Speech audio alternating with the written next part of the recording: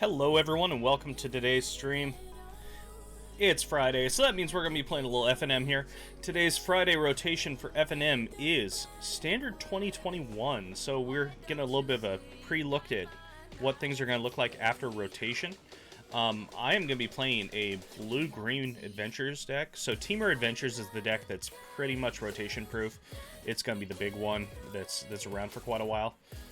This is a take on that is able to play Uros, so, you know, that kind of puts it above just to begin with. Get a couple Gem Razors in there as a little mirror breaker, because there will be plenty of Teamer Clover running around, I would think. And then you have your sideboard over here, which, you know, nothing too crazy in here. We have a Sleep for just in case their board's going really wide and you need to push through. I'm playing an Ashiok's Erasure and a Whirlwind Denial. I really wish we had Negate available, but we don't. Then, yeah, the others, just some removal. A big old Ugin. We have a Shadow Spear for some life gain. That's going to be it. So, we'll go ahead and run this out and see how this goes.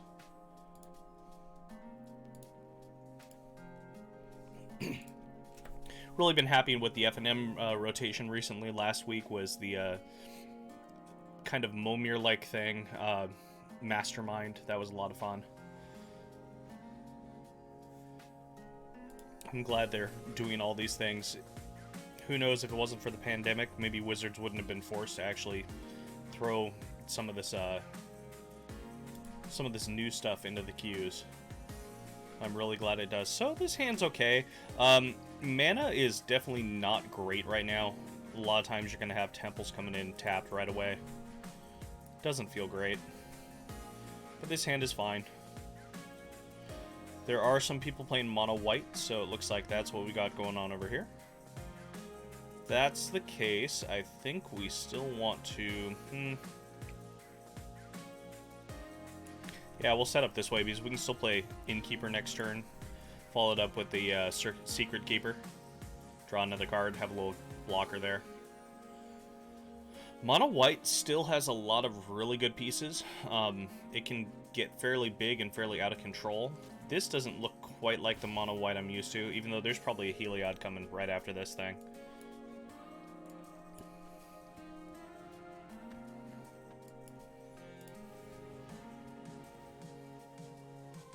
Another Clover, that's always good for when we start getting our adventures on. As you probably know, with any of the Clover decks, the whole idea is survive until, you know, turn 5 or 6 and then just kind of pull ahead. Because you have so much card advantage going on.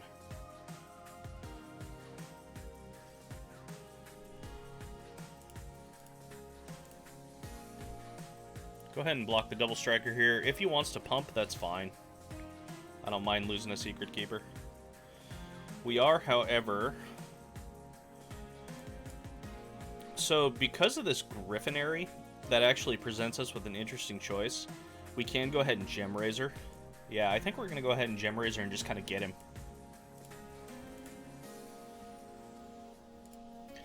Because this will keep him away, especially since he played the speaker. We want to make sure that he stays away from that higher life total.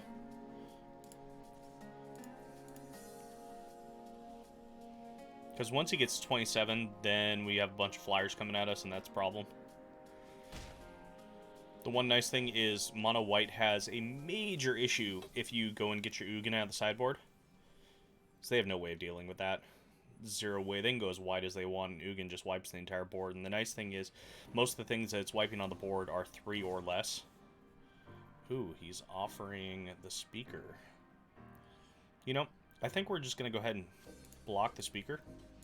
We're going to be drawing enough cards over the course of this game anyway. Ah, that is good to see. So in this case, it's really tempting to play out Clover and call it a turn. Wait for next turn. Hold this guy back. At the same time, we are kind of thinking we want this Lovestruck Beast to get a little bit of value too. So we could Clover and then Lovestruck Beast get us some 1/1s. We're going for the long game play here.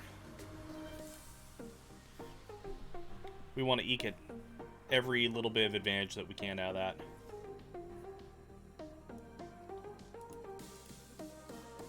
Oh yeah, this guy's reach. I always forget about that. My bad. Punt count number 1 for the day.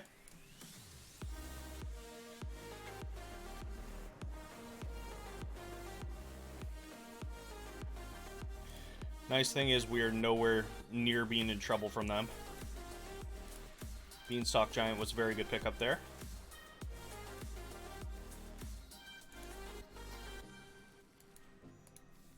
When you have 2 Clovers out, being able to go get 2 untapped land for 1 mana, basically, is real good. One might say it's a little unfair.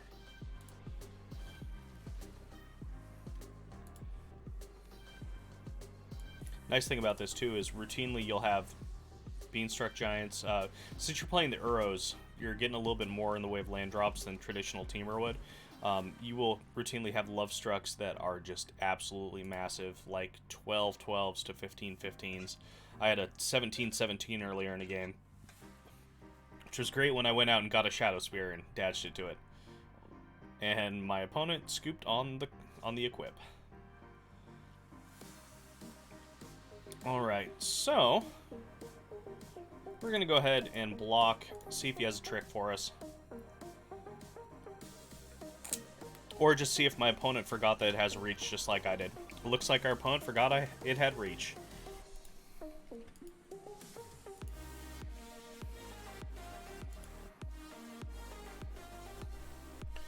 So because after the FNM portion of this, I'm going to switch over to the ladder portion and hit up the standard 2021 ladder with this deck. I'm going to keep the win total going throughout. Just see how well it performs. Gonna try and get in maybe about 8 to 10 games with it. Spend a little bit better clip than my normal like 3 to 4 games I spend with the deck. Okay, this hand is fine. We can Innkeeper followed by Fey Wishes to draw, or Innkeeper, Clover, and then go from there.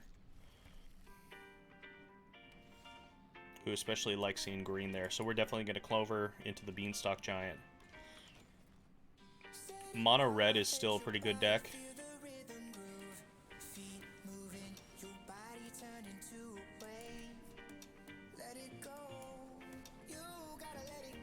Question is, will he take this if I offer a trade? Nope. So that must mean he has a decent 4-drop in hand. Or not. Okay. That's fine. Now this is a deck that I would expect him... Oh, okay. That works too. This is a deck that I would expect him to have Gem Razors in. So we gotta get the most out of this Lucky Clover while we can. Because Gem Razors are probably right about to happen.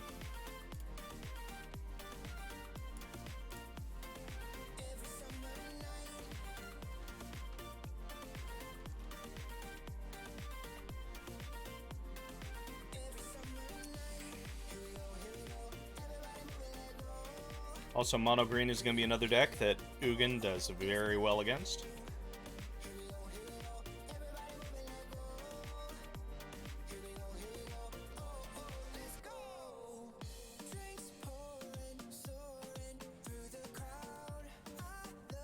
Okay, it has trample now.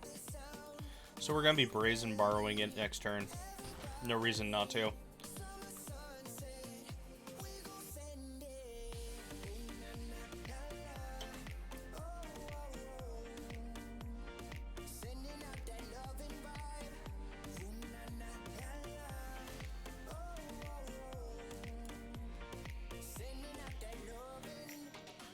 So we have 6 mana to work with here.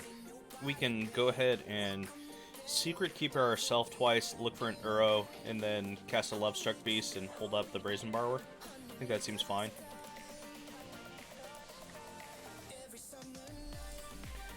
It's another feature this deck has, unlike the Teamer version, is Secret Keepering yourself really fills up the yard nicely for Uros.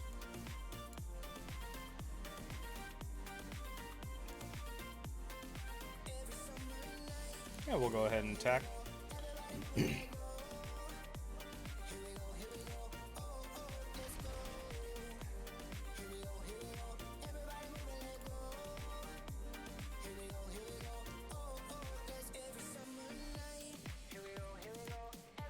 Ah, prized unicorn.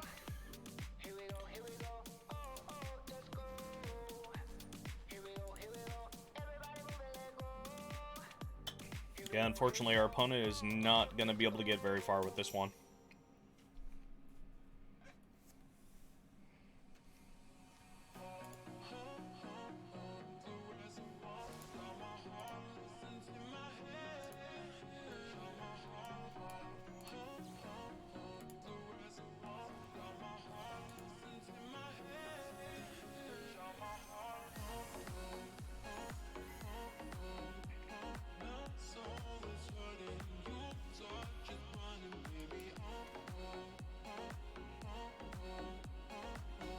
Yep, that will do it.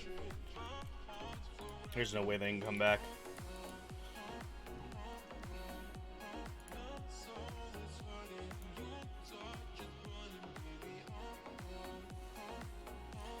Ooh, we got 20 gems. Okay, we'll always take free money. So, we're going to take this same deck and go hit up the actual queues and see where this takes us. Currently, I'm sitting at high 80 percentile. I've been messing around with some other decks recently that have been knocking me down a bit, but, you know, you get bored of playing the same old, same old.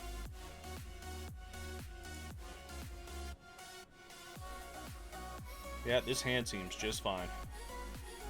Pretty much what you want is that curve from 2 into 3, and then you just explode from there. Alright, there are a good number of people playing variations of Sultai Control too. That's a deck that's not losing very much. And a lot of them are randomly playing Artifact and Enchantment removal. So we'll see if this Lucky Clover actually survives. If it survives a turn, then we're looking really good. And it did. Ooh, another one. Okay.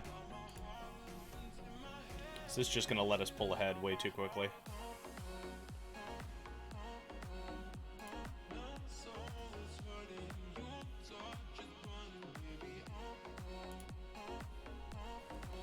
Especially having double Fae of Wishes in hand. He's real good. Could have played out one of those Fae of Wishes that turn, and then Gem Razor next turn if he plays anything, but... Oh, Midnight Clock, okay. I was going to say, they're not likely to play out something that we're going to really care about, but... Midnight Clock's one of those that we might have cared about. Nice thing is, we can still do it. Just for the heck of it. So I don't know if we necessarily want our opponent to get their ramp on. If we do this, though, the one downside is then he probably follows up with an Extinction event. So I think we're just going to play it safe and go get a couple wishes granted. So, question is, what do we want here? We're playing against some variation of Sultai. So that means we probably want a Soul Guide Lantern. And for the other card... Tempted to take Counterspell for the time being. We could just take the Ugin, though. Threaten to go ahead. So we'll say Ugin for number 1. And we will say... Exactly 8, so we can't hold the Counterspell up yet. The Soul Guide's not going to do enough quite yet.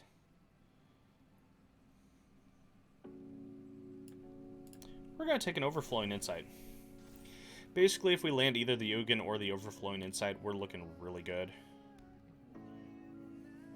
Because the card advantage is just too much for this deck.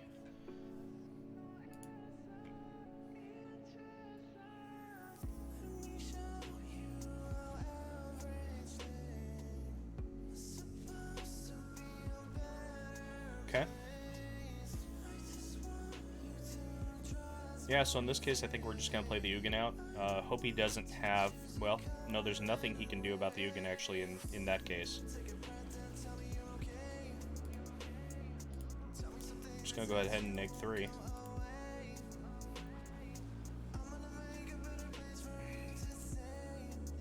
His Spell Pierce isn't even a thing. He's giving us the GG.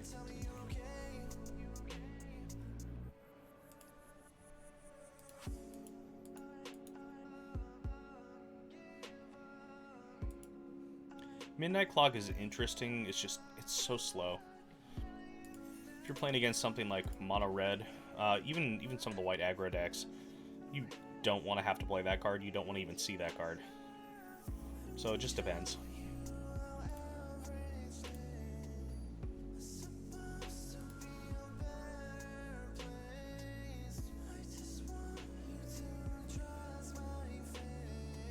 Alright, this hand is... It's just fine. All we need is 1 land. We can always edge Wall Keeper into a Merfolk Secret Keeper, so yeah. Especially since we're on the play. Only thing that really hurts us is if our opponent randomly has a 1-mana spell that can interact. There aren't a ton of those available in this format.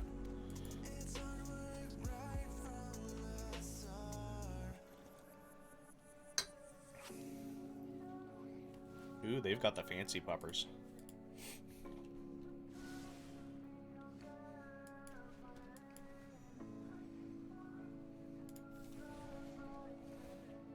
Go ahead and draw a card. Nice thing is we have our guaranteed 3rd land, so we're probably just going to Uro next turn. Uro play the Temple outfit. It seems just fine. And they're probably on Teamer Adventures, now that we see what their colors are. Bone Crusher. Okay, makes a lot of sense. Get rid of it early.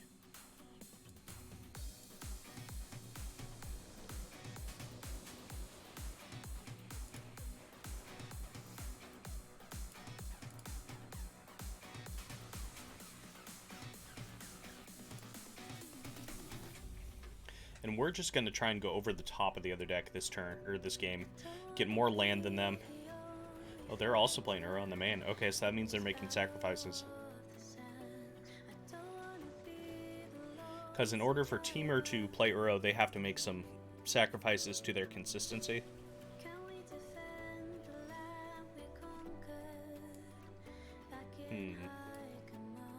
Yeah, let's Beanstalk for now. That guarantees the land. The Uro doesn't guarantee the land. We need another green. Unfortunately, we don't have a Clover. That is the one downside going on right now. That's the way our opponent actually gets ahead of us, is if they hit a Clover or 2 and we don't have a way to get rid of it. There are a couple things in sideboard that'll help take care of that, and we are playing the Gem Razors in the main too. Questing Beast, okay. Say Beast what quest? Thankfully, we're gaining some nice life with the Euros.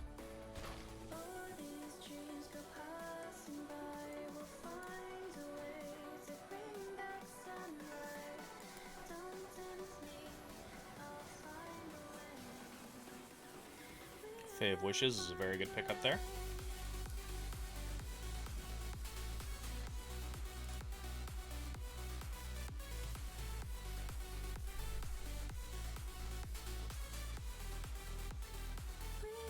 Now it's time for the Rave Hour.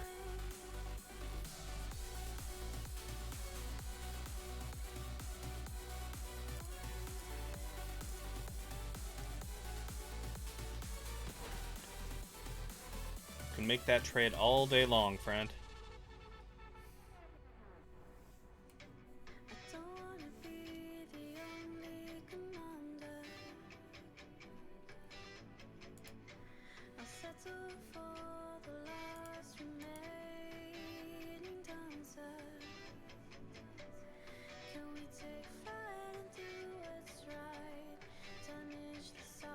Gonna play a giant?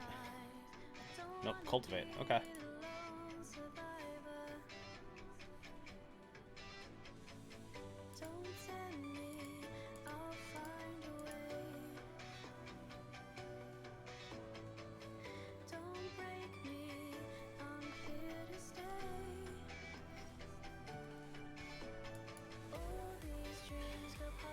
So, do we start just throwing giant beanstalks down?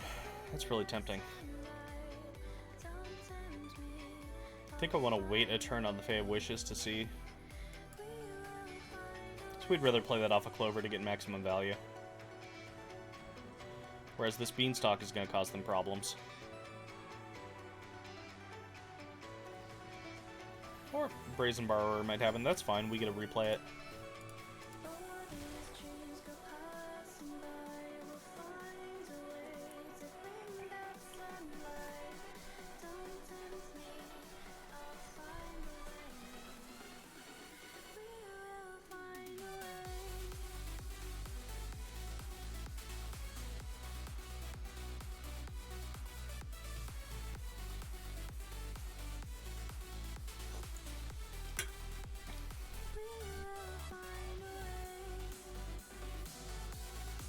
Oh no, Terror of the Peaks.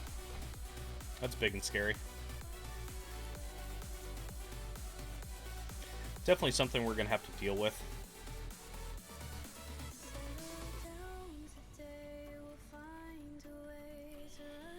Tempting to Brazen Borrower it because we need a turn on that. So yeah, I think that's what we're going to do. I highly doubt they're playing counter spells of any sort that are going to be consequential here.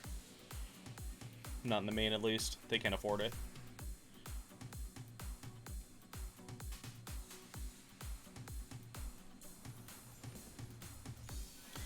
Okay, 3. That would give us 4. We can go look for the answer now.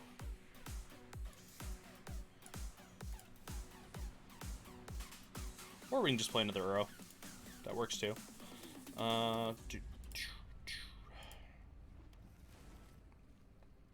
Yeah, I think we're going to go looking for an answer now.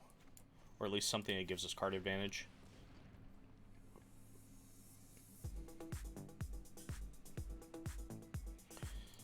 Okay, they're probably going to replay that next turn.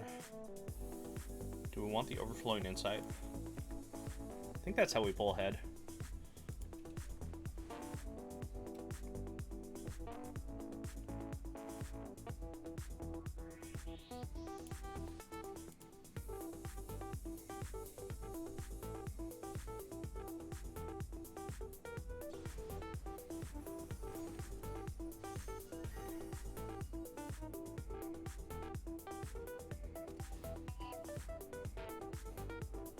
We do have to keep in mind, because they're playing Fae of Wishes also, there's more than likely an Ugin over on their side.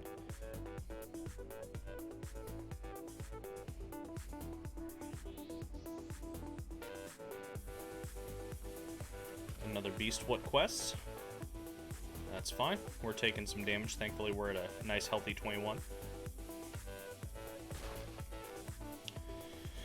Okay, so we gotta ask ourselves, what's the chance that that last card is a counterspell? Being that they're in the main board, I'm gonna say not very good. So we're going to attempt to draw a million cards. If it is a counterspell, well, then we got. But, ooh, Great Henge. That'll be really good in the long run. Okay, so, out of our choices, I think we're gonna go with this Uro. Lets us build the board a little bit more. We go back to 20, which is not a bad place to be. Next turn, he is probably going to be playing out that Terror of the Peaks again. Ooh, Fae Wishes. That is happy to see.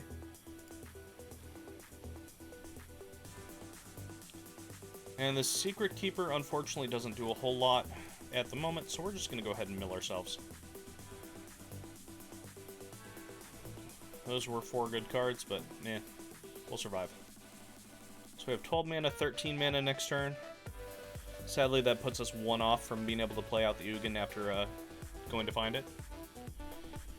Just calling good game. Oh. Fiery Emancipation is a card. Yep. Didn't see that one coming.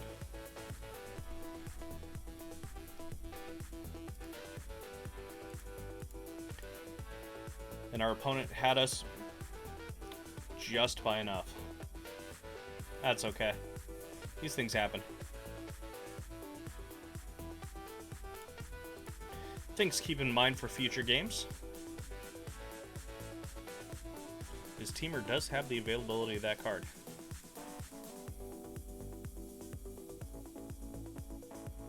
It does seem like the best deck to be playing that too. Because who wants double the damage when you can have triple the damage? That is going to be an EDH All-Star for a long time to go.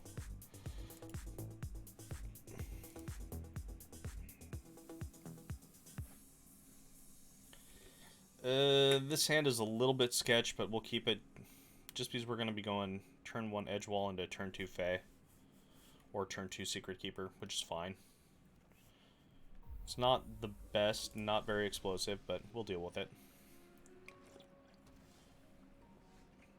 Okay.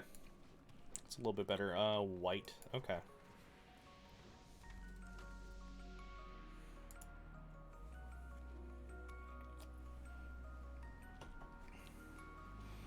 White blue. What is this deck? Have not seen any variation of this yet. I wonder if it's not Yorion, unless the Yorions are in the main.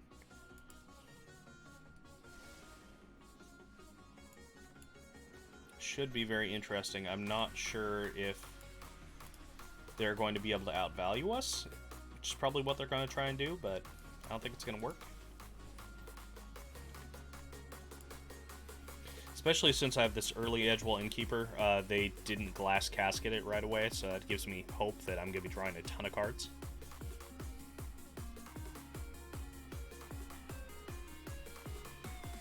One thing I have to keep in mind if he's... Oh, no, he's playing it. Huh. I wonder if this is a Jeskai Winota. That could be interesting. Yeah, this could easily be a Jeskai Winota.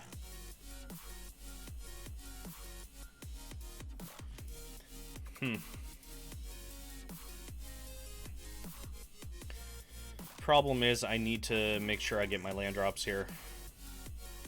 So, if we were worried about a Winota happening right away, I would say, hey, let's hold the land up. Hold up this Brazen Borrower. But they haven't played a red source yet. And most of the red sources that they'd be playing would come in tapped. So, still not certain if that's what they're on anyway.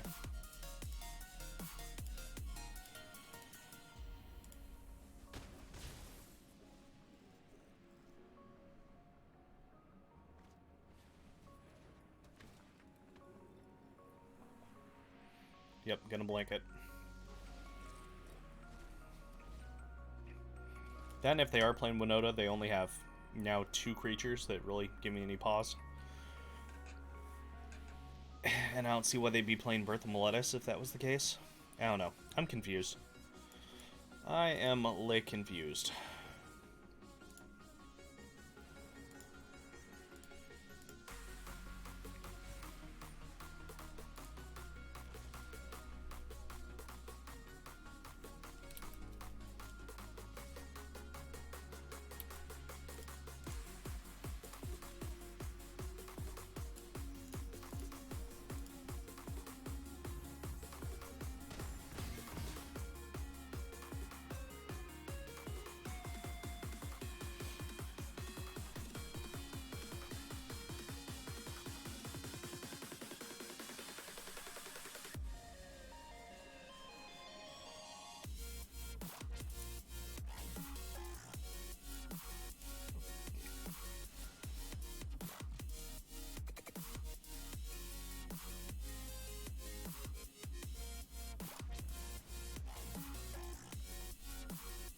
Oh, there's the Lucky Clover, so we know what we're doing next turn.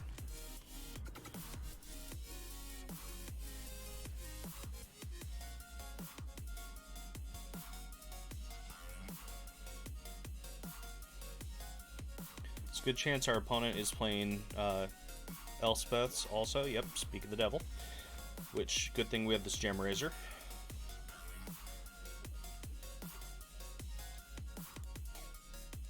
I think we are in the long run going to go try and find a Ugin, though. Because things are getting a little bit hairy. So we have 6 mana. That's perfect on that front. So let's lead off on this Uro.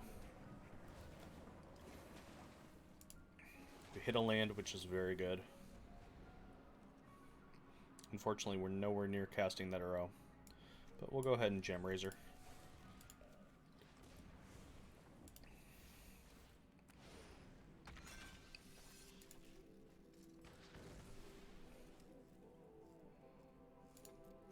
Seeing that they're playing this Baron, or Baron, makes me think that they're also probably playing, like, Unsummon or something along those lines.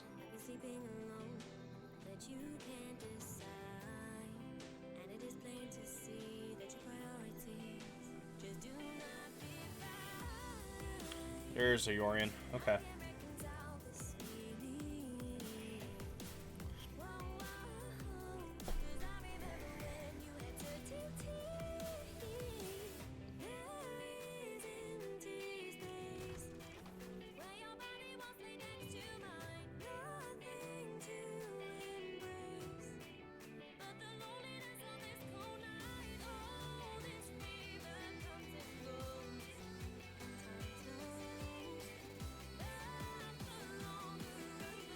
Nice thing is, next turn we're going to be Fae of Wishing, and we have the Brazen Borrower to keep us alive. Lucky Clover, does that change anything?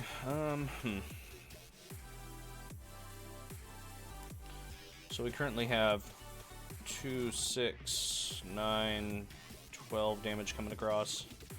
None of it's flying, so Brazen can't block it. Block 1 with the Innkeeper. Let's go Wishing.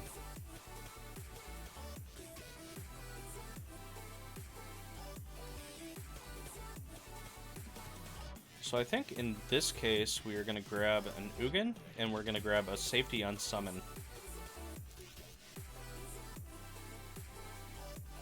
And then after that, we are going to play Secret Keeper back out. So our whole goal is to survive until Ugin next turn. No attacks.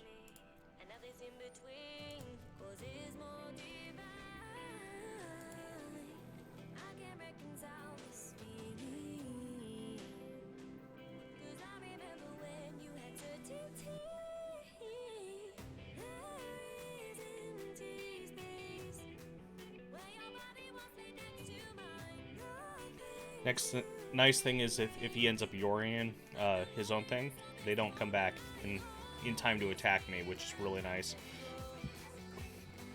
They can come back in perfect timing to get killed by an Ugin.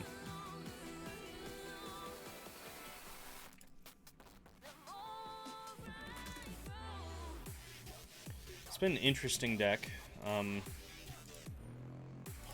Not sure how it would fare against some of the others. Like mono white, I could see going really big and just kind of screwing this deck up.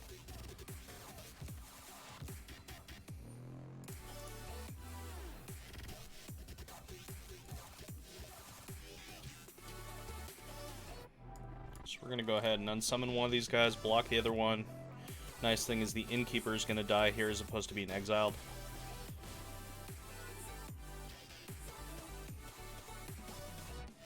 And he knows that I have the Ugin in hand.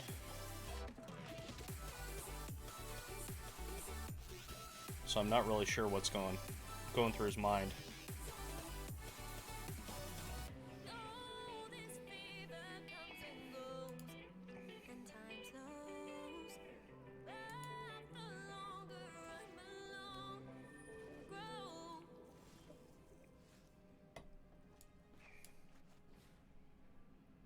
Oh, shoot. Huh. I only have 7 land. JK. That's me playing it a little bit too fast and loose. Alright, do we have a way to come back from our mistake here? So he has 6, 7, 8, 9, 10, 11, 12, 15, 17, or no, 16 damage on the board. Wow, that was my bad. That was entirely my bad. So we gain life here, we block there.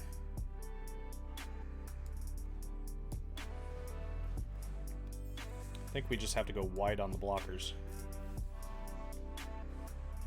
Yeah, that was entirely my bad.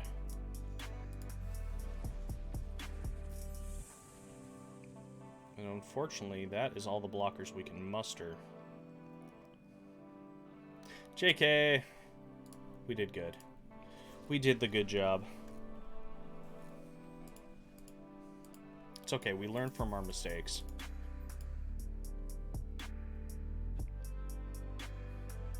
That and who wants to count? Math. Math is no fun. I lied. Math is wonderful. Stay in school, kids. Take lots of math.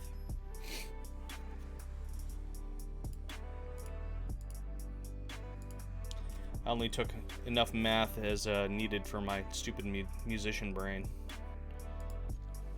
Which, don't get me wrong, music is all math, but it's fairly simplistic, all things considered.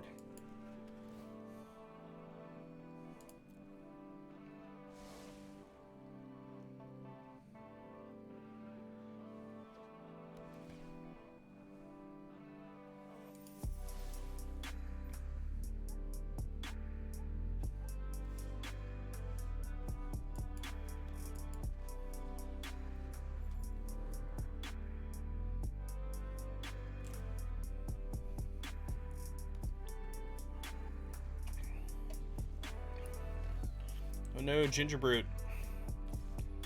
My guess is with them playing some white in there, there's probably an all that glitters if they're playing Gingerbrute. Maybe this is like some kind of auras deck. I'm not really sure. We'll see when it comes. Nice thing is, we are going to be able to take advantage of these Brazen Borrowers pretty well.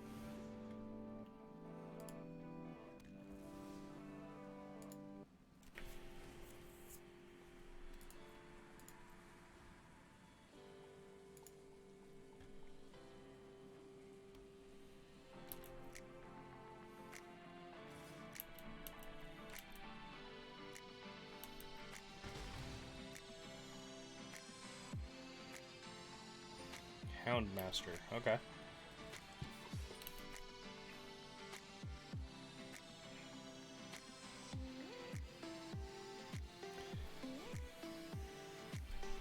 Well, he's playing the puppers. So we're going to go ahead and use this end step. Just get as much value as we can. Then this Merfolk Secret Keeper is probably going to be milling us looking for an Uro. Since we can't quite cast this Beanstalk. No use getting greedy.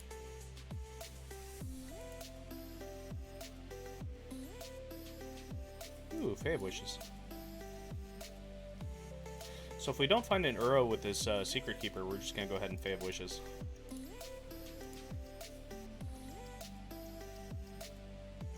Especially because we don't have the blue for it. That is one thing to take into consideration here. No Uro. And no Uro. Okay, that's fine. We're perfectly happy tutoring up 2 things here.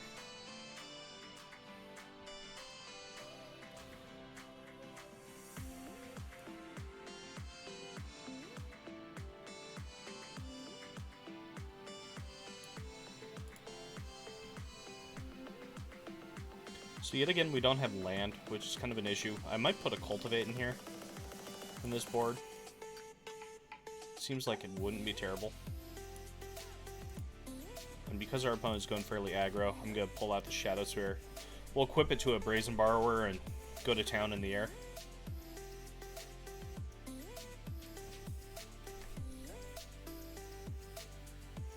Or on a giant Beanstalk Giant. If we draw a land next turn, we can go ahead and Beanstalk.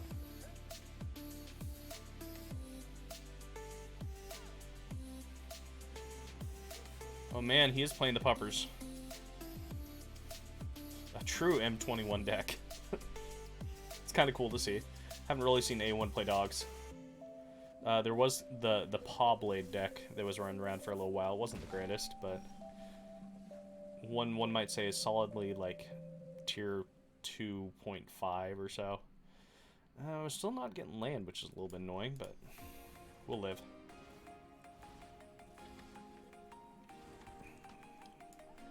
Playing out a Love Struck and equipping a Shadow Spear seems pretty good against what they're doing, especially.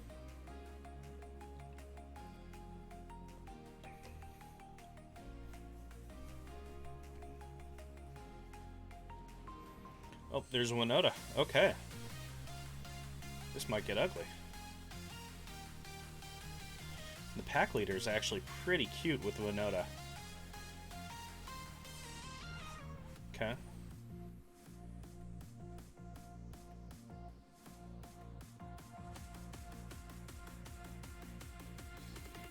So we're definitely going to be putting this Brazen Borrower to good use next turn.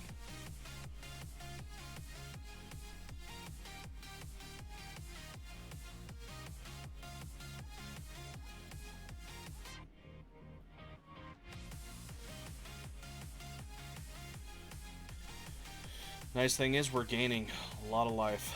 Okay, so that doggo is not immune to death. And neither is this Ginger Brute.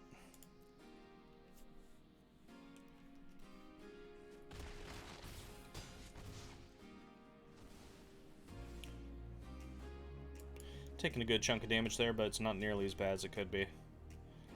Tempting to just swing across with this Love Struck.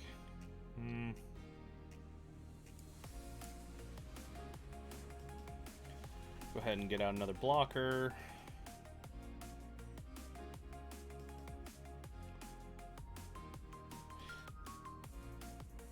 So we're definitely going to be bouncing this Winota and then just eating up some things if possible. So we're going to throw out another blocker here too. And then next turn, hopefully we'll be able to follow up with the Ugin, assuming we can find that 8th land. If not, it's Beanstalk Giant time. Not a terrible fallback to have.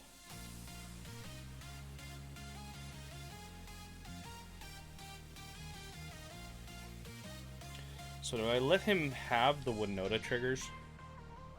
What's the worst that could happen? Oh, Puppers didn't die. Oh, it's just a dogs you control. Okay. I need to read cards. Yeah, we're going to let the Winota attack and then Brazen Borrower, whatever the worst that comes out of it is.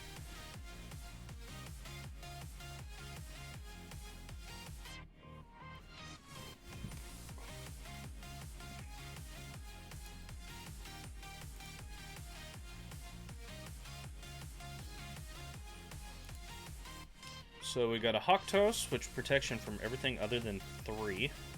So unfortunately that's getting through. Victory's Envoy.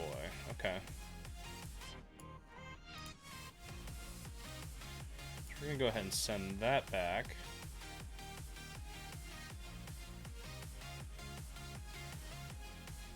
And what else do we want to send back? Just send back the Puppers. Yeah, let's send back the Puppers.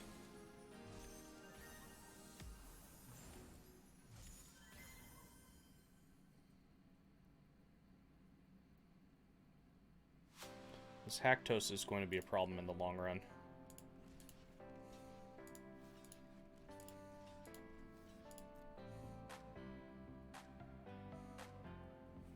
Because 6 damage a clip really adds up fast. Thankfully, we're negating 6 of that with the Shadow Spear. Ooh, that's an Embercleave. Okay. Okay. 14 damage. Thankfully, we're not just dead yet.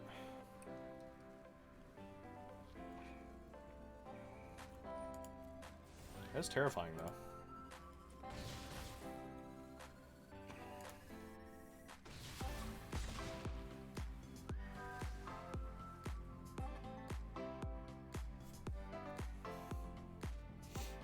Interesting they put it on that instead. I'm very surprised about that. Land? That's not land. Okay. So we need to figure out a way to deal with this board state. This is where the sleep might come in handy.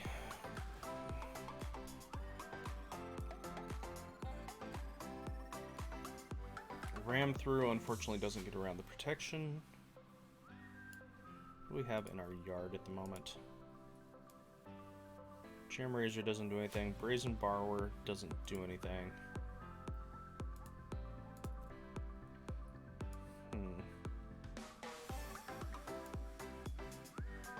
So we're gonna grab the sleep. And what else do we want is the real question.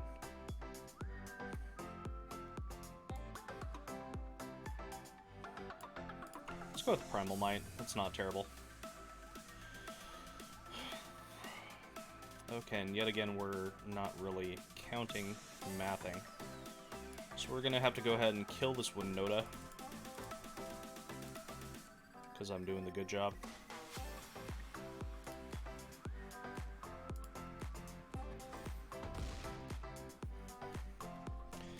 Gain us some life. No attacks there.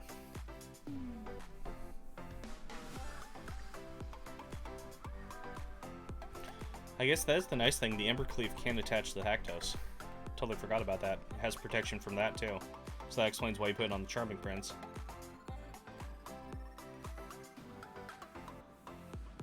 So all things considered, we're looking pretty good. We're back up to a large life total.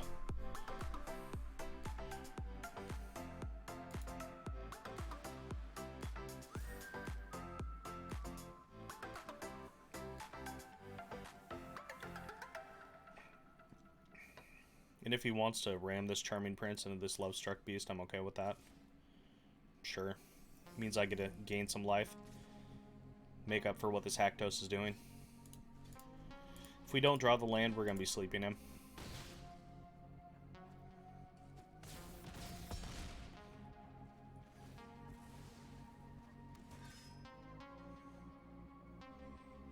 If we do get the Ugin, we are definitely going to be hitting a -6. Okay. Yep, Ugin's happening.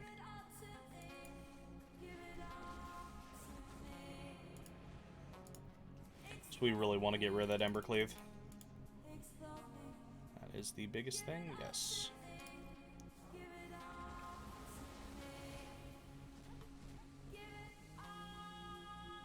And now's when we find out if he randomly has a Haster.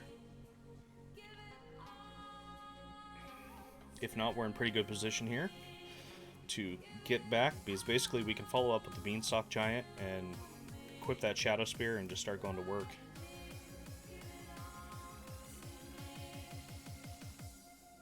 And thankfully Ugin kills most of what he plays, or at least a good percentage.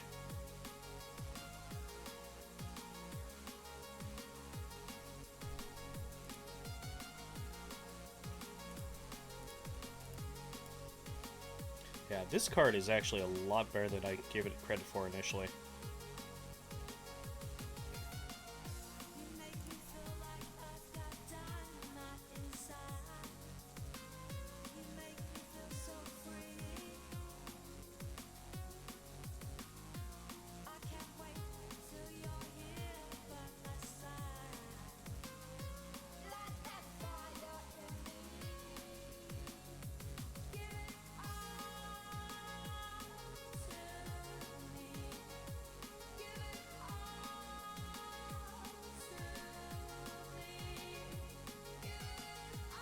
Let's see if our opponent has just given up or not. There's a possibility. Considering they're using their timeouts, they might just time out entirely and pass through. Yep. So that's a pretty good sign that our opponent has given up on life. Which is unfortunate. We'd rather play the games.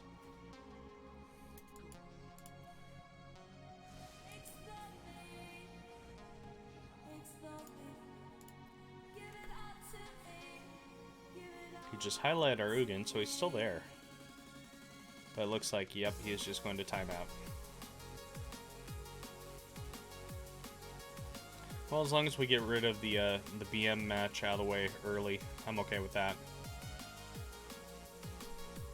Had some very salty players recently that I've been playing against. Which, hey, it's their prerogative, but I wish the timer was a little bit faster, just so you wouldn't have to deal with it for quite as long.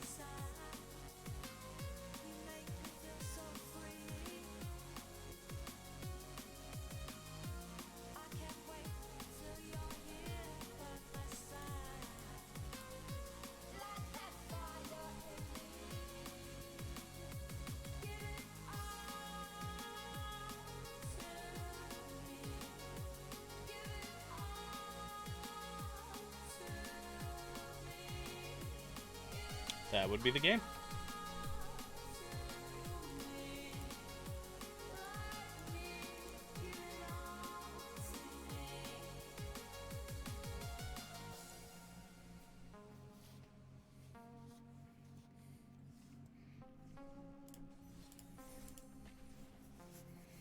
Continue the run back.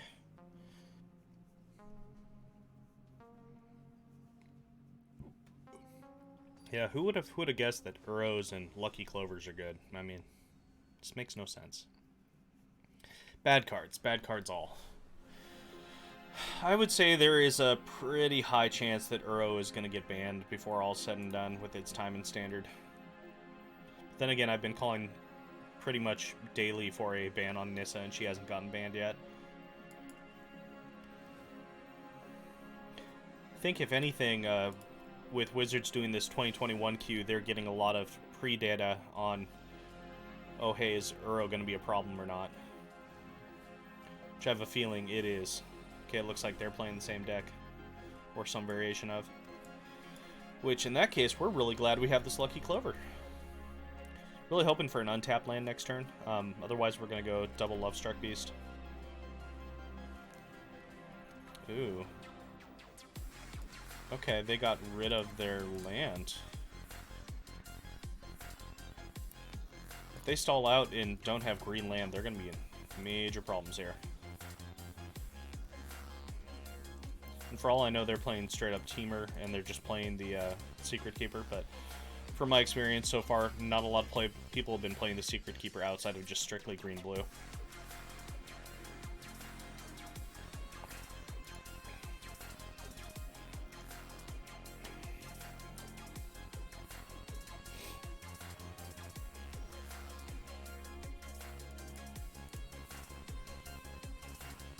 It's really nice because we're going to get to play a Lovestruck Beast this turn.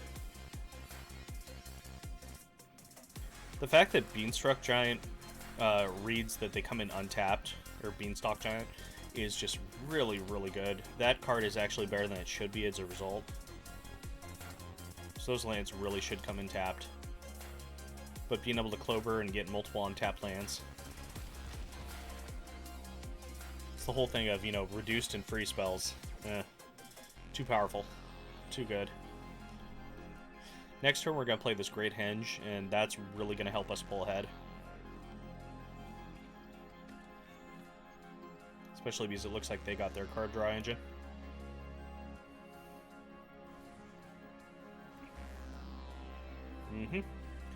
We're going to be looking for our Gem Raisers this game.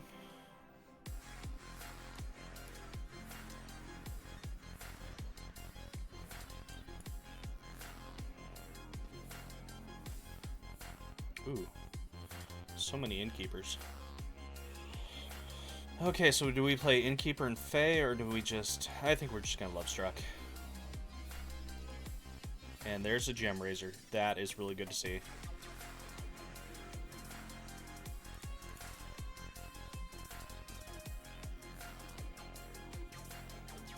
The really nice thing is here, this Great Henge is going to keep our things ever so slightly bigger than his, or theirs. And that's going to have a pretty big impact on this game. Ooh, they're even sacrificing the edge wall. Okay, that's a good sign. It's a very good sign. That means we're putting on enough pressure. And being able to actually attack in with the edge wall Innkeeper being a 2-2 is kind of big. Because, especially in the mirror or against Teamer, they have a lot of things that are 1-1s.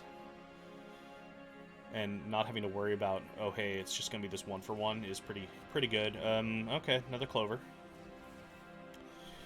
That would be a little bit scarier if we weren't gonna be destroying one right away.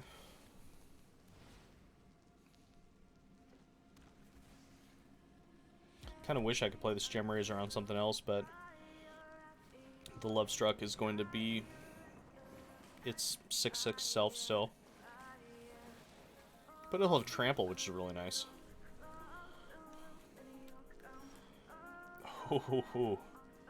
Okay, so I think the plan actually... So we have 8 mana exactly. I think it's worth it to double Gem Razor here. Well, no. Okay. So, Secret Keeper... Gem Razor, yeah. So we Secret Keeper ourselves, and then we Gem Razor on that, Gem Razor on that. Yep. Math is working this time. We don't want to hit the opponent.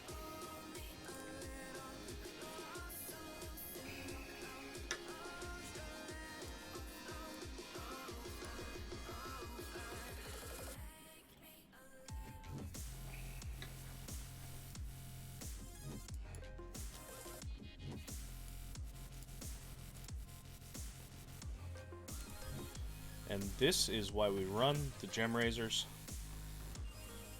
to totally screw our opponent over in the side, or in the mirror.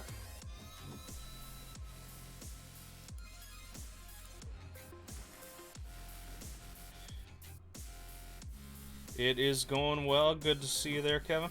Just playing some standard 2021. As you can see, things are going rather well.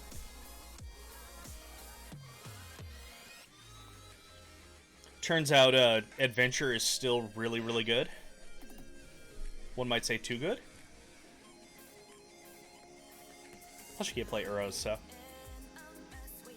What are you playing tonight? Because I know you're doing some FNM.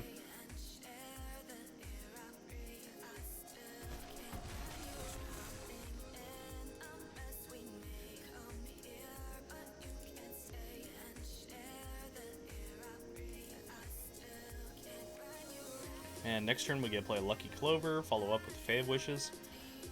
It's like Christmas up in here.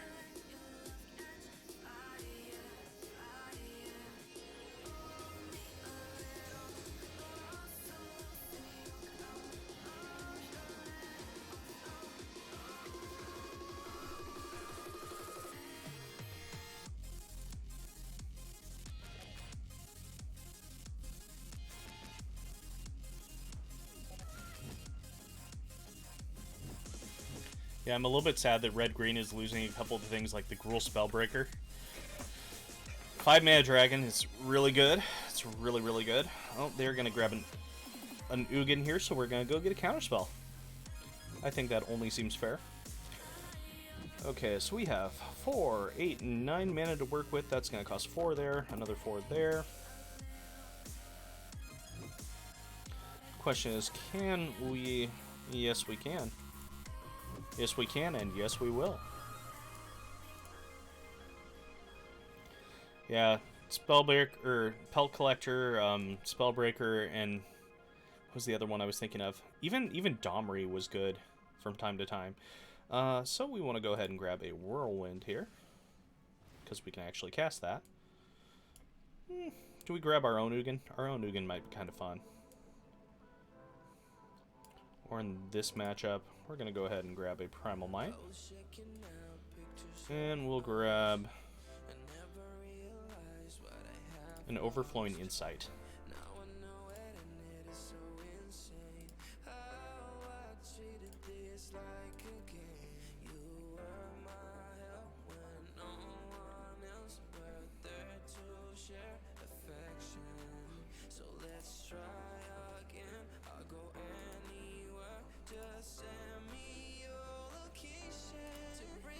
Yeah, it should be interesting because with Zendikar, so seeing that Jace coming out, he has Kicker on him, and traditionally Red-Green has been a really good color for Kicker, so I have a feeling Zendikar is going to see some fairly good Red-Green cards.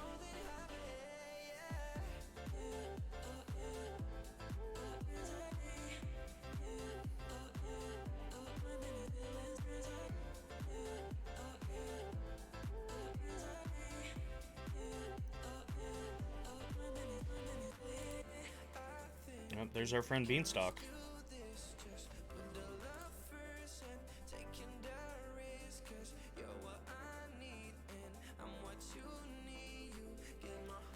Alright, so need to plot out the next turn or two here.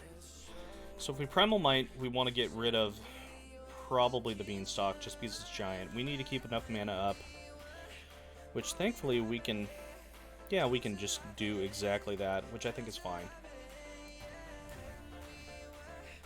So value here is going to be 4. Go ahead and fight there.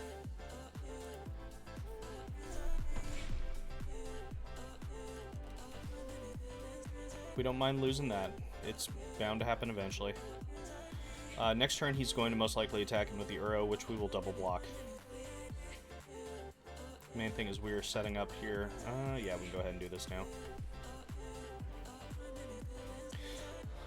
See, I'm thinking Nissa will pop up pretty darn soon, and I'm wondering if it's that Nissa that was leaked earlier, the black-green one, with the weird landfall. Which I'm personally not a huge fan of. But I could see that very easily being the Nissa that actually ends up being the one. To me, if that's the case, if that's the third Planeswalker of the set, I'm kind of meh on all three of them. Nahiri is, of course, going to be dependent on if there's really good equipment. And outside of Embercleave, we haven't really gotten really good equipment for quite some time. The Jace is interesting, but it's not a win con. It's just really kind of a win more kind of card. Because not having any abilities that do anything outside of drawing cards, it's like, I don't know. I feel very, very meh about those cards so far. 4, 5. Okay, so he is very close here. So we're going to go ahead and Fae, bounce Fae. Okay, so 4, 8. We need 12 mana total, which we currently have 6, 10, 11, 12. That's perfect.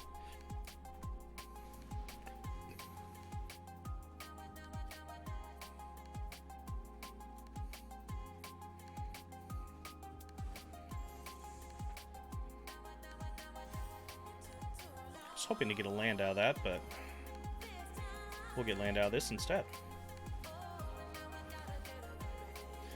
One thing we do have to worry about is possibly decking ourselves this game.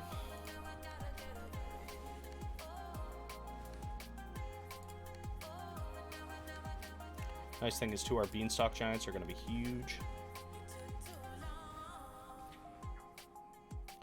I'll go ahead and discard. We might actually just try and mull our opponent out. Because we can Secret Keeper them, we can Overflowing Insight them. Mill them out, not mull them out. It's a milligan! Nah. Definitely take that Ashiok's Erasure. Tempted to take the Sleep. Take the Ugin just in case. And go ahead and grab this once in future.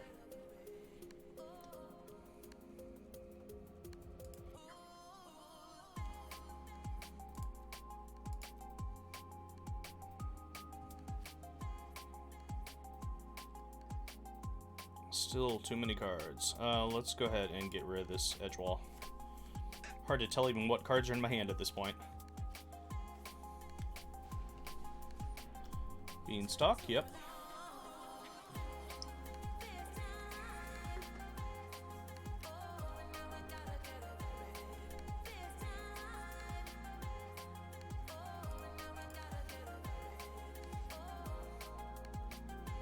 Yep, he's pretty much forced to attack him with this arrow. He has to find some gas here.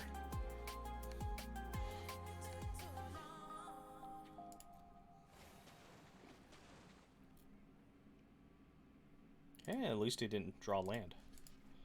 Go ahead and block. Say goodbye to the Euro. So now that we have the Ashiok's Erasure in hand, we really don't have to play afraid of that Ugin at all. See, they have 28 cards. We can Secret Keeper to get rid of 12. Overflowing Insight them to give them another 7, so we're at 19 cards so far. We can Secret Keeper again to get rid of another 12. Yeah, I think we're going to try and mill them this game. Do we have 2 Secret Keepers in here, by the way? See if we do, we can just win next turn. No, we only have the 1. We'll have 2, though. We'll have 2.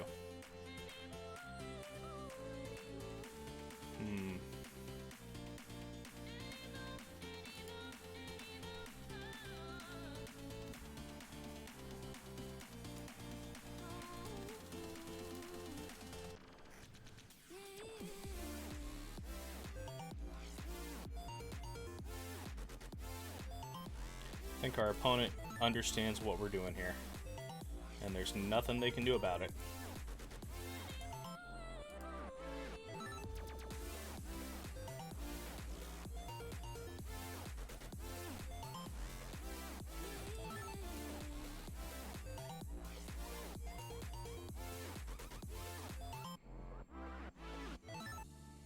Oh, why did I think I had a second one in there? Apparently I didn't. Whatever. Submit there. And... do we really care about any of these other things? Not really. It's all just kind of win more at this point. Take Raisin Borrower just in case. Okay, the Adamant. Got 10 mana to work with.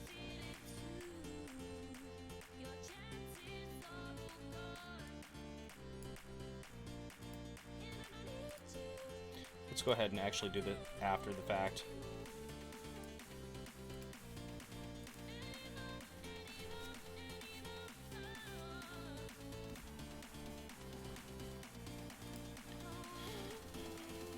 Yeah, that's why I was thinking I had the other Secret Keepers, because it sent it off to the Shadow Zone.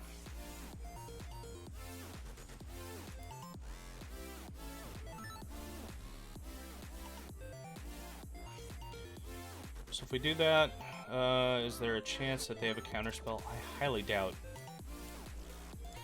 Highly, highly doubt.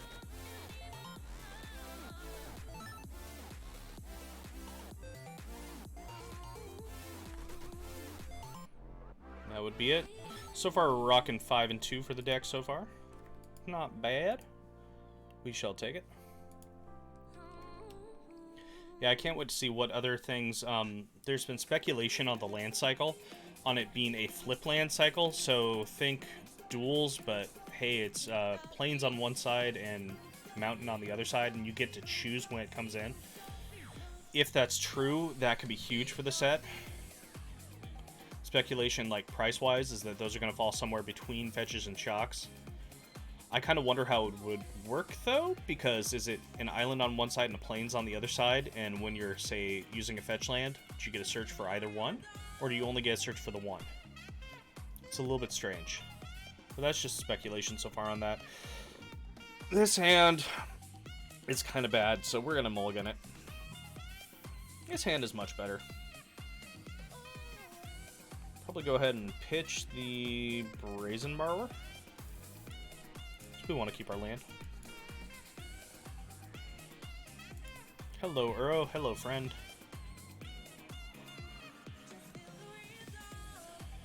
Alright, since our opponent just played a black land, we're just not going to play this Edgewall Innkeeper into free removal.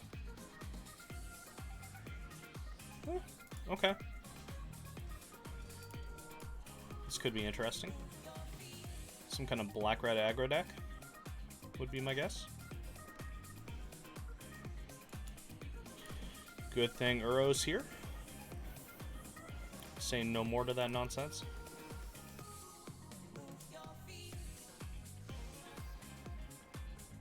Yep. No, not too worried about Dreadhorde. Because since this is 21, Dreadhorde's no longer in the rotation. Otherwise, I would worry a little bit about Dreadhorde because that card's annoying. Alright, so we get to draw some cards this turn, play some creatures, pretty much everything we want to do.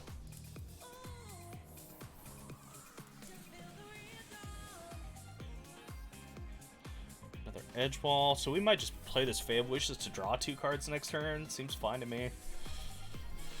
Croxa. He's a big scary boy. Not too worried about this Gem Razor.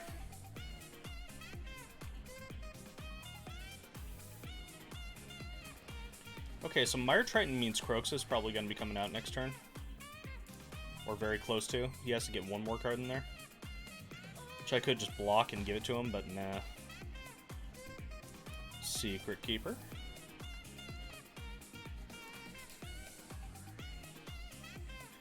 Do that, play that. Yep. We'll go ahead and mill ourselves. We want to get this Uro on pretty quick. And this Fae we're probably just going to play. Ooh, great henge.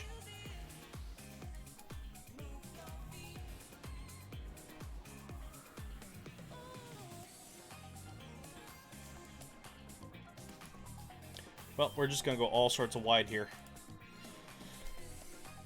Probably actually should have just kept that Edgewall Innkeeper in hand, because if they play the Croxa, I don't really want to discard either of these cards. So that's kind of my bad. We'll block some of that, though. Good chance he won't get the Croxa. And then once we get the Great Henge on top of that, ooh, it's going to be so good.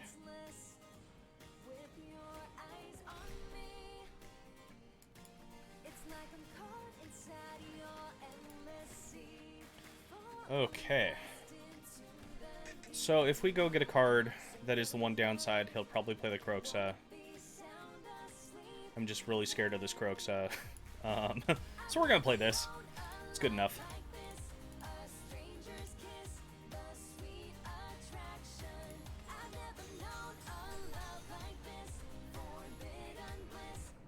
I think we're going to go ahead and get beyond that one.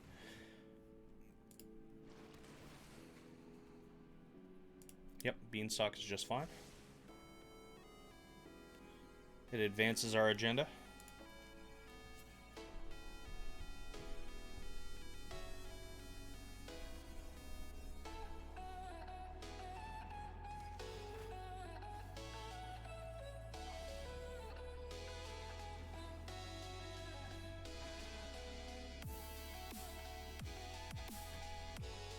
Man, I'm gonna get zombied.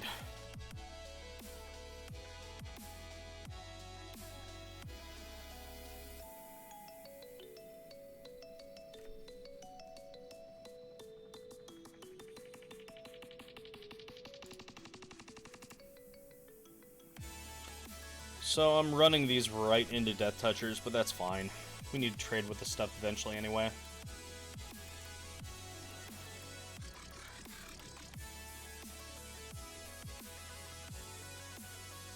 One thing that's a little bit sad about not having a red is, unlike traditional Teamer Clover, you don't get the Fling combo, but then again, you don't really have the pieces available anyway. Makes me a little bit sad, can't just end it on the spot. Usually Ugin does that, though. Let's be honest. Okay, so do we Uro again and Beanstalk? Yeah, I think that's okay. Currently have 6, 7, 8, 9, 10, 11, 12 mana to work with. Or do we just play this Beanstalk? If we play the Beanstalk, we'll draw a card off it, we can discard that. The main thing, we don't really want to lose this Fae of Wishes. But since I'm drawing a card off the Great Henge, I'm okay with it. Oh yeah, and the edge walls. Keep forgetting about those. Keep forgetting those exist.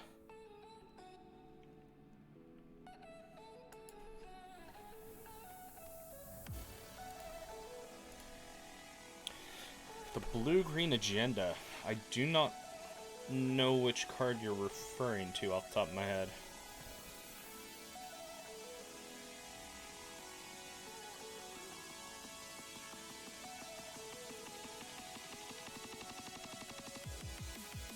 Unless you're referring to the fact that the blue-green agenda in Magic is just to win all the games right now, since Simic has been the best by far for quite some time.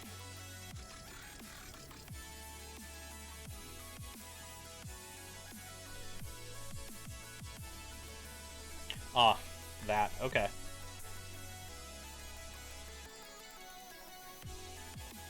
Doing the slow climb back up through Mythic.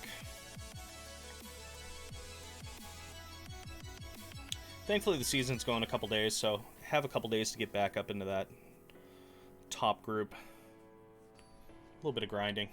It'll get us there. Especially when we're going to a clip like this, 6-2-1 games. True, only 6 of the games have been in the ladder, but of those ladder games, we've gone 4-2, so that's just fine. Ew, this hand is no bueno.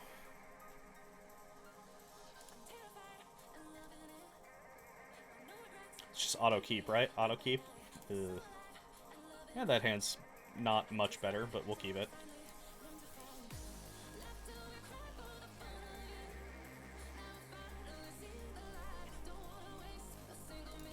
Oh, we're playing from game against a Spaniard. I like it.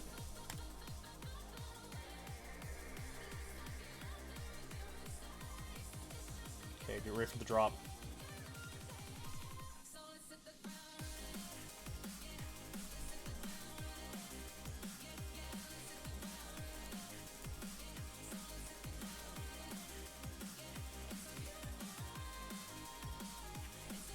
I have my caffeine in me. I'm happy. Ooh, Containment Priest. That's kind of a fun one. Irony, Lovestruck Beast gets around that.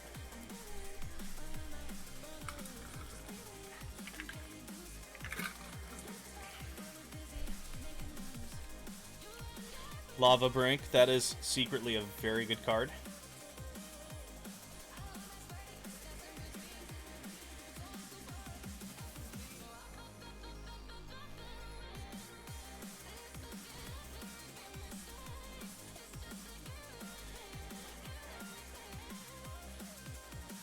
That's a good question. I don't know if the escape is technically a cast.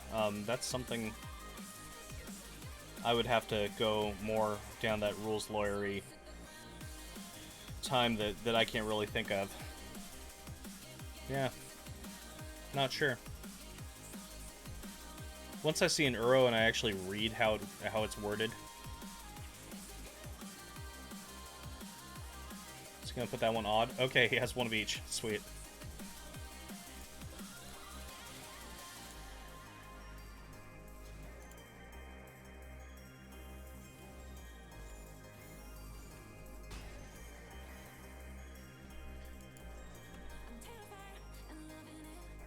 Okay, so do we care about taking damage for another turn? Not really. If we were to Fae of Wishes, what would we go get is the problem.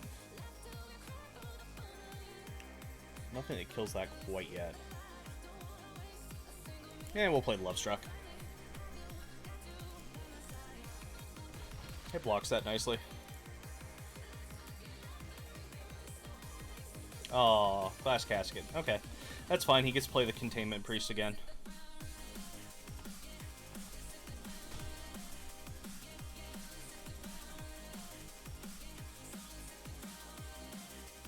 Nice thing is, I'm going to be able to Brazen Borrower that. Or, you can just wait a turn. Gem Razor it too. That works. But I think we're just going to Brazen Borrow it to ambush. Yep, not walking right into that Containment Priest. Sorry, buddy. You already showed your hand. Ooh. Interesting, though. Containment Priest is going to get around an exile. Okay. That's vaguely annoying.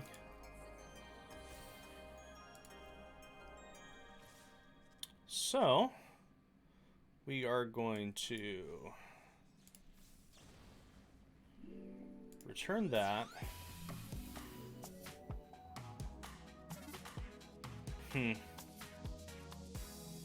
Need to kill this Containment Priest first. So we have to do that into that. Yeah, unfortunately we're going to lose this Brazen Borrower. That's fine. This priest is dying.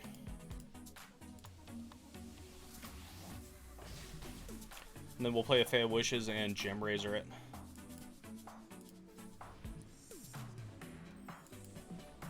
Big beefy Fae.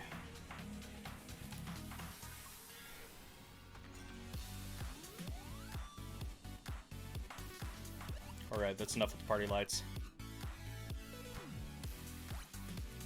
As fun as that is.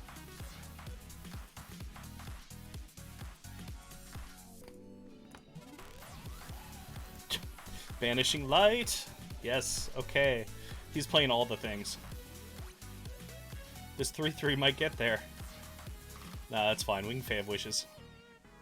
Fae, get 2 things. Get something that destroys it. Get our Lovestruck Beast back, which he's probably going to take. All the while, he hasn't really been advancing his board state, so we're okay with it.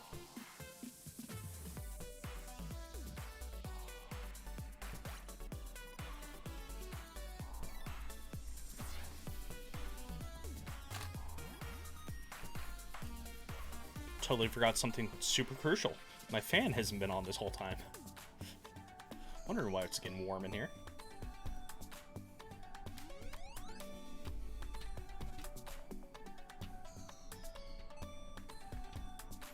Okay, our opponent has choices. I think Lovestruck Beast makes the most sense. The Lucky Clover wouldn't be terrible, but he doesn't know we have the Fae in hand. It's a land which actually is pretty perfect.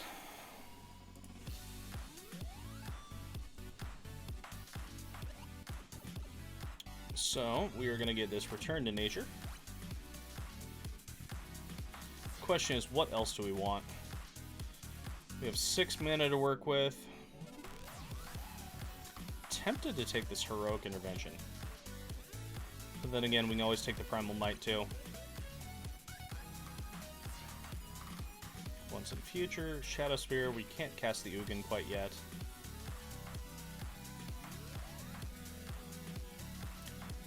I think I want to take the removal.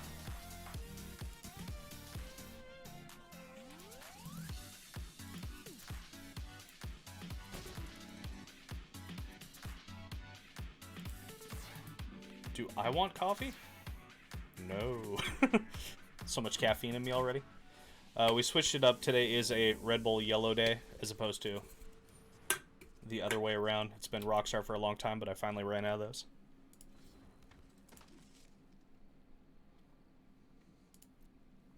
I know you still have your night ahead of you at work, so definitely need to get that coffee.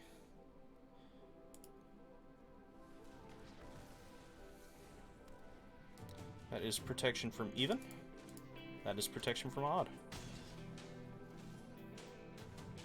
Sorry, friend, but these things are just going to kind of happen. Oh, that's even. So that won't work there. Okay. That's fine. We'll wait for the next thing to come out.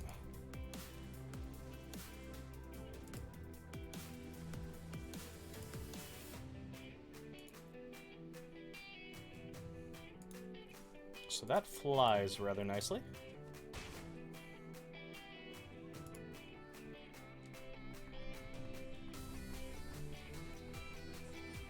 Elspeth conquers death. Oh no! That's vaguely annoying. Thankfully, the math is still very much in our favor here.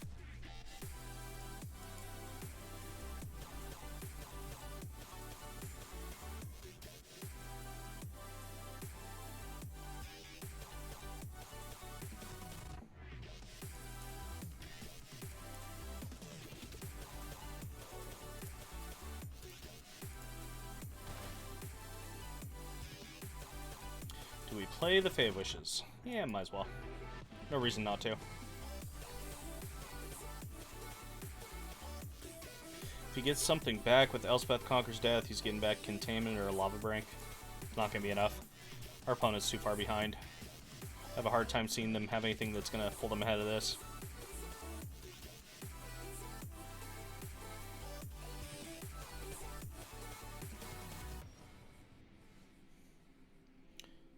Okay, so we're going to go ahead and ram through.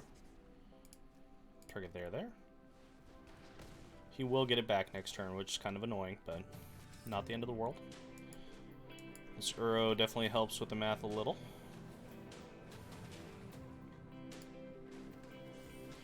Probably should have held on to that land so we could bounce the Fae, but... Is there any reason not to attack? No. This guarantees 2 turns.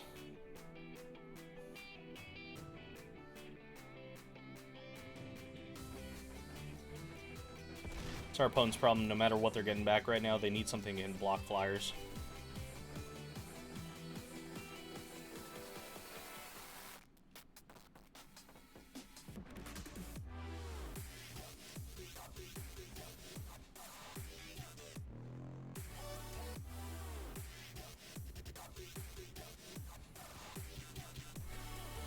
Boss Reese, okay, that doesn't block flyers.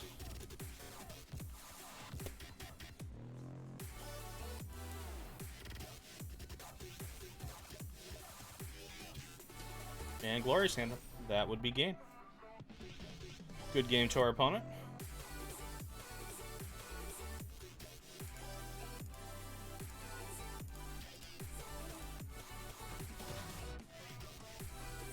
Throw another one in that win column.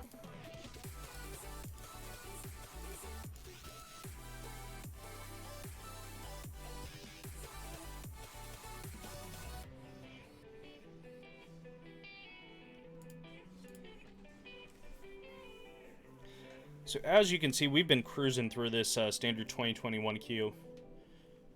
Doing pretty darn good. We are 5-2 on the actual ranked. 2 other wins from doing our FNM. You know, I'm going to get rid of those FNM wins. Just make it a little bit more reflective of what it actually is. Alright, this hand is a little bit jank, but we'll go ahead and keep it.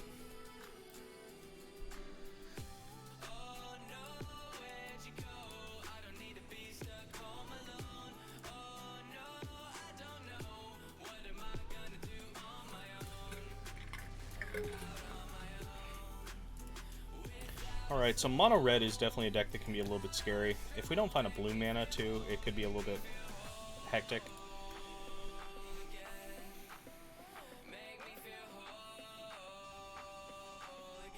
An early-ish Great Henge is really good against them, but I have a feeling we won't get that. And a lot of the red decks also are playing pump spells, which is different than normal. So they're playing the +3/+2 for 1 red mana, kind of in place of having shocks or the lightning bolt type effect. Annex is really good no matter what, and it is probably going to be huge next turn also. He's an enchantment, though. Okay. Yeah, I always forget about the fact that Annex is an enchantment. So, we're gonna just do this.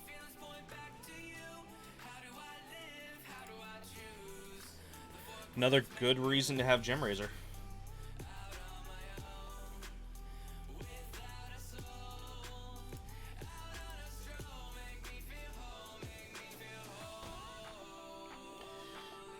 And with that, we get to be on the offensive. Yes, he can play an Embercleave this turn, but worst it's going to do is 4 damage. The main thing is you just want to keep that Embercleave off the Annex.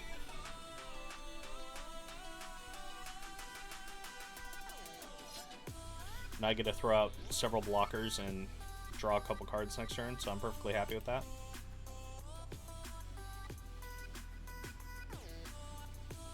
Embercleave? Yep, there's the Embercleave. Okay.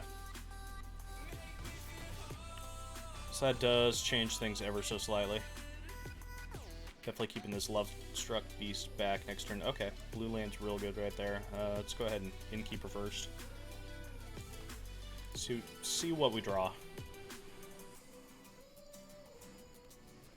Okay, so that means we're going to be playing another Innkeeper.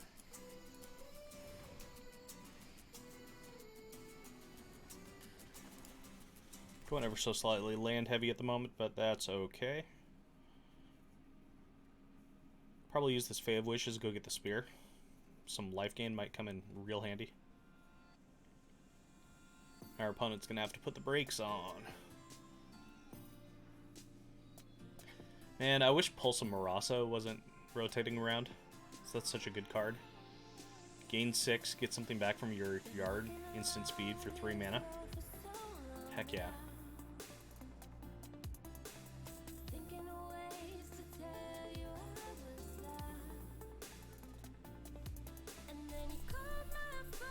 Yeah, Pulse is so good. If I could, I would totally have won the board here. So unfortunately, we are going to have to sacrifice our dude here.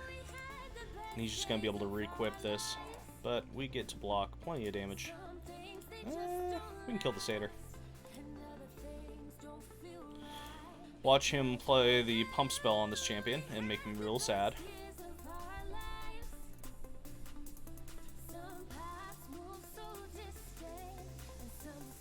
Yeah, we just got timely reinforcements through Amonkhet Remastered, which is really nice, but ooh, shock. Okay, that's a problem also. But we could really use the timely reinforcements back in Standard.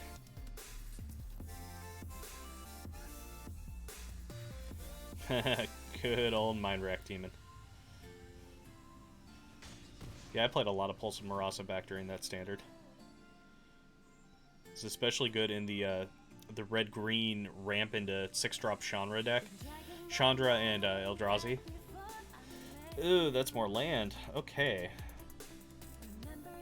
Things are about to get messy. We gotta find a way to stay alive.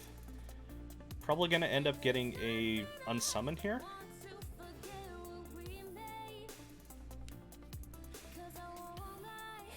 Alright.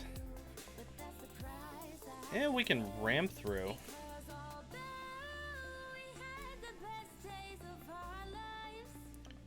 If we ran through, though, we get blown out by a shock or by a pump spell.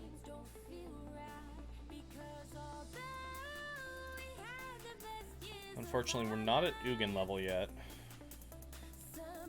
Return to Nature, I think, is very much a must. And I think we're going to grab... Should we grab the Unsummon as a safety?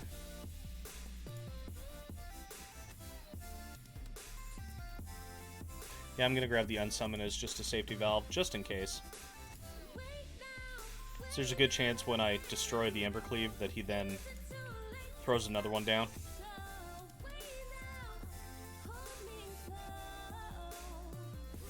Slaying Fire. Okay, he might have another one of those, too. Red might be a little bit too fast for us this game.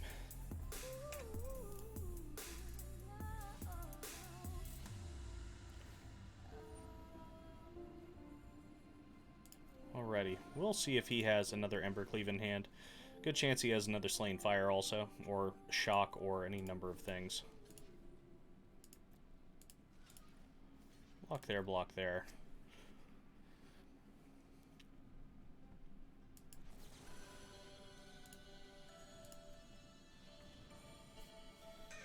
Do we have another Embercleave? Oh, we have another Slaying Fire. Yep. Had a feeling that might be the case.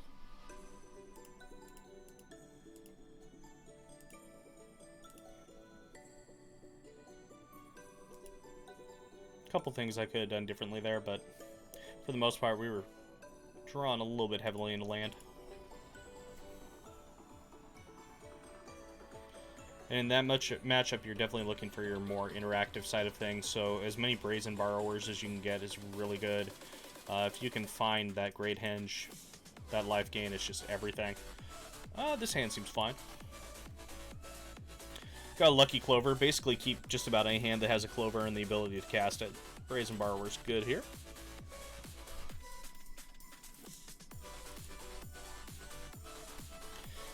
Yeah, hopefully we'll be getting back to Shadows pretty soon on MTG. There were a lot of cards in that block that I'm just such a huge fan of. And then we'll wait to see how quickly Emrakul the Promised End gets banned. So that one might be a pre-ban. Either that or if they do Shadows Remastered, they won't even include it. That'd be my guess.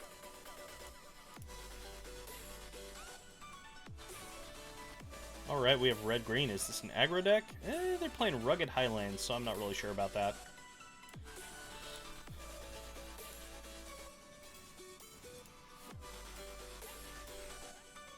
Okay, no Uro there. Whole bunch of land, though. There's an Uro. Kind of bad to see 2 of our Fae go, but we'll survive. We get to Uro next turn, so that's pretty big. Get him back before this nuisance takes care of it. And I'm just going to get rid of those because this Cloithus is going to get rid of it regardless.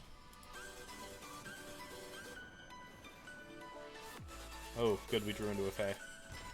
That's happiness.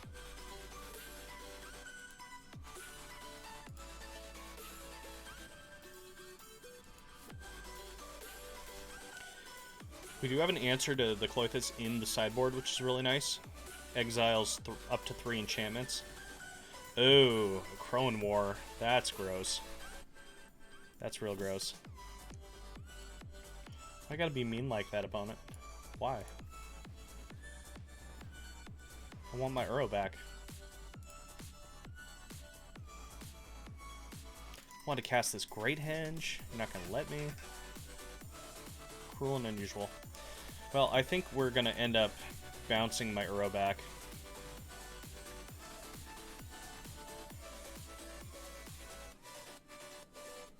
Yeah. Gonna bounce the Uro, bounce the Cloithus. We don't want him getting any kind of advantage out of that.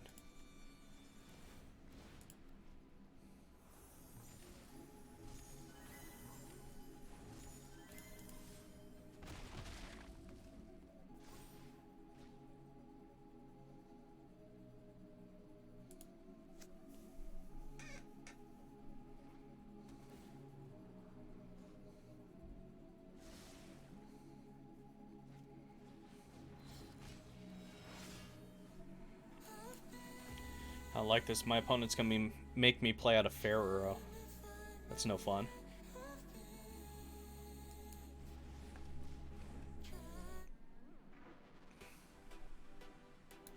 Definitely loving that. No value this turn, but that's okay. Just the life gain, which is better than nothing. There go all my 1/1s. Womp womp womp.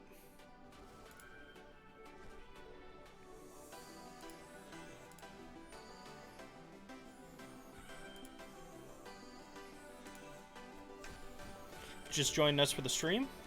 Going through that standard 2021. Been playing some blue-green adventures, and it is doing its thing, overwhelming a lot of opponents. Turns out Uro's still a really good card. Lucky Clover's still a really good card. Go figure.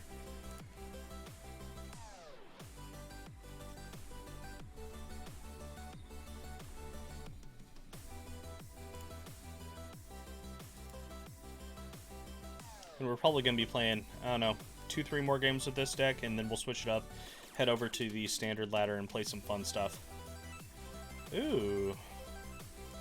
That's spicy.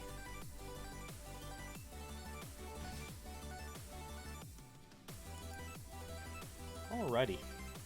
He's stealing my things, which is very not nice. That's the second one of these he's played. Tempted to go grab something with the Fae of Wishes. Yeah, why the heck not? It's as good of a time as any. As I said, we have a way of getting rid of enchantments here. Let's read this. As long as it remains on the battlefield. Okay. Well, our opponent didn't like that.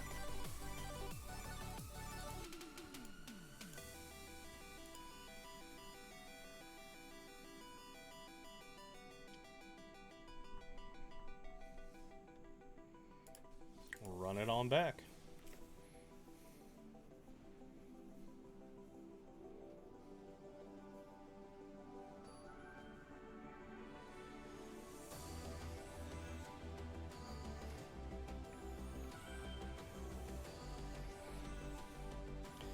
Alright, this hand's a little bit slow, but we can keep it. Double Uro, never terrible.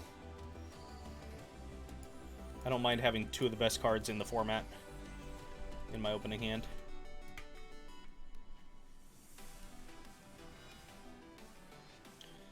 Well, Edgekeeper, you're a little bit slow there. I wish you'd come out turn 1, but that's okay.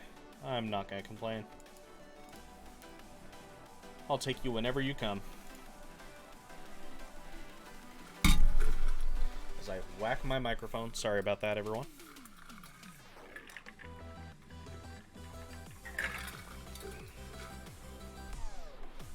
Confined-ish spaces because the microphone is like literally right here. So trying not to hit it every chance I get, but you know, things happen. Alright, do we Love Struck Beast and draw a card, or do we Uro and draw a card? We want to advance the board state. So we do have to deal with this Bosri eventually.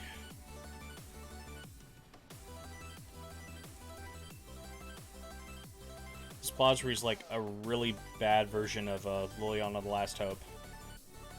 I have not been impressed by it.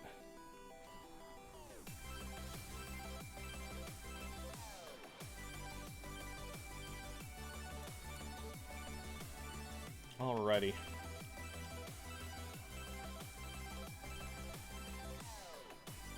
So if we go ahead and play that, we'll get one more land, and then we have 2 mana to work with, which is not quite enough. So I think we are just going to go with the Uro train. Yeah, but if we play this other Love Struck Beast, we will draw a card. So let's actually do that, and then we can play the Secret Keeper right behind it. I don't mind drawing cards. I just want land. I'm greedy.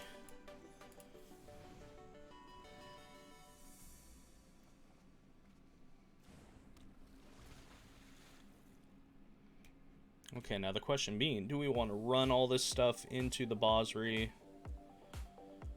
If I do that, he's going to block there. He might double block, which I think I'm okay with that. So we get to get rid of this other thing that's going to gain him a bunch of life, at the very least. Oh, nope, he's not double blocking. Okay. That's fine, so we're not losing Love Struck Beast. Oh, Light of Hope. Okay, just kidding, we are losing it. People are playing Jank in the main board. I guess it is best of one, so that's where you would play Jank. Thankfully, you haven't worried about seeing any of the 1/1 that makes angels yet.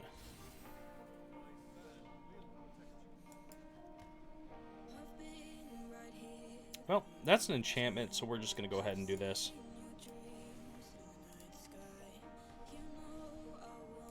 Constantly forget that Daxos is an enchantment.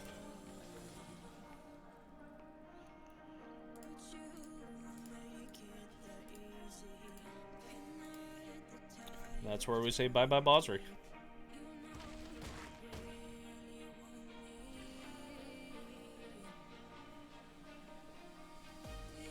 We're definitely at the point where Mono White just doesn't have the staying power. They can 1-for-1 us all we want, and we're just going to have so much card advantage. Yep, that's fine. We don't care about that. Ooh, and a Fae.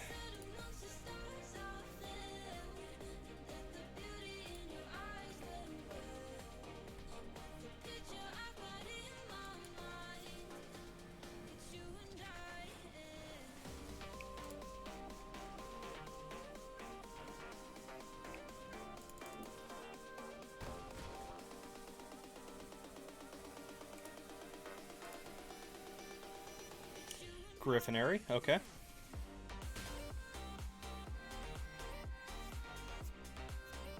So we might actually think about... Yeah, we have actually enough mana to do it. Oh, we want to keep that on top. We're going to go ahead and get our sideboard card that says get rid of enchantments. And our opponent's most likely going to scoop.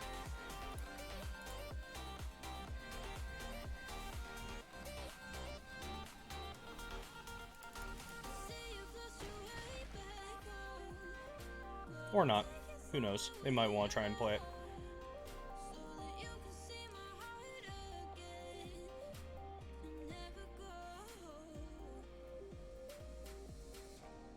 Question is, if we get the Fae, we can bounce. We can do all sorts of other gross things. 4 mana. We can always just sleep too. I think that's just fine. Or we can just go get this Ugin, set up for next turn. Yeah, I think that's what we're going to do. Just going to show him the Ugin.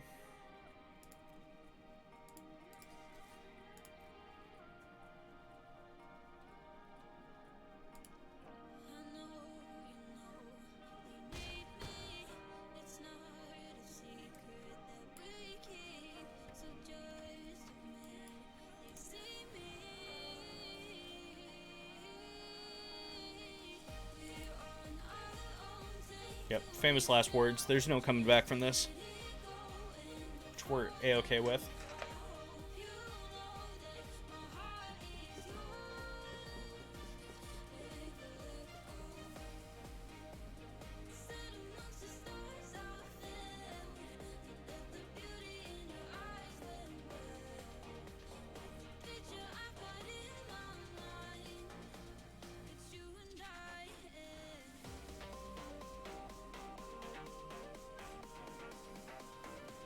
Vanishing Light. Okay, that takes care of one threat. Not gonna do nearly enough here. I don't know why you'd go after the 4/4.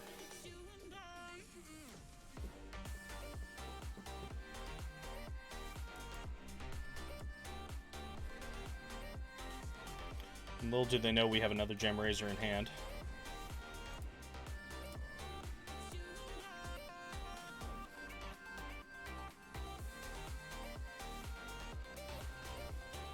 Let's see, they probably have a combat trick of some sort, which doesn't really save them still.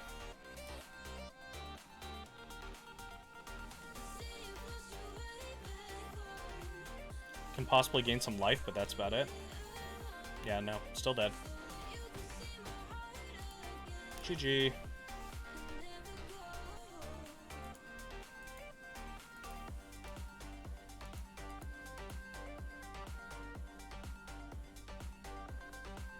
Not quite 4 o'clock yet, so we're just going to run this back at least one more time.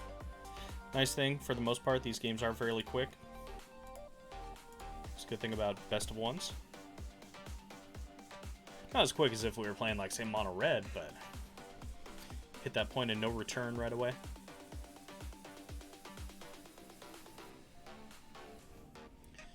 Yeah, this hand is okay if we draw land.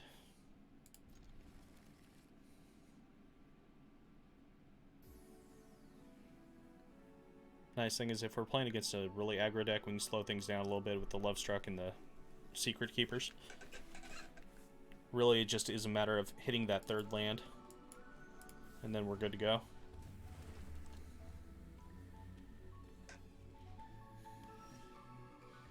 Lucky Clover ain't bad. Okay, Castle Vantress. That tells me they might be on Teamer. Or it could be blue-white. Okay. Ooh, it's Burbs. And we hit the land. Woo! Haven't had a chance to play against Flyers deck yet. That should be a lot of fun.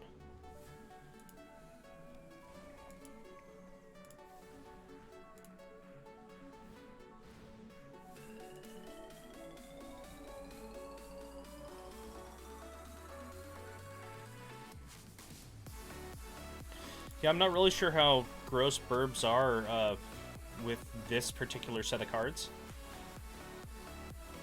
Because you don't get the big combo card, Rallied Wings. So you can't really go for the combo kill, but then again, they just might throw out enough blockers that I can't deal with, or flyers that I can't deal with blocking-wise. So we do get to play out a Gem Razor that can block. That can't be interacted with. That just gets bigger. Okay. I think we're just going to play on Uro. Hope you can't bounce it.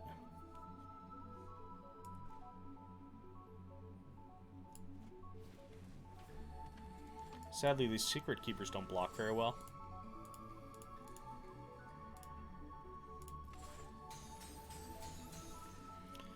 But Uro being Uro, it doesn't really matter. We just gain 1,000,000 life and draw 1,000,000 cards. Because fair card is fair. Yeah, I still think that's the entire reason they're doing this standard 2021 queue, is they want to see what cards are going to be broken come rotation, just so they can put the early ban. And all things considered, Uro is going to be the one. I just have that feeling. I mean, let's be honest, it probably should have been banned before anyway. No, we'll draw that with Uro. That's fine. 2 or more creatures. Draw a card. See, they have flying Uro. Not quite the same. Well, you know, close enough.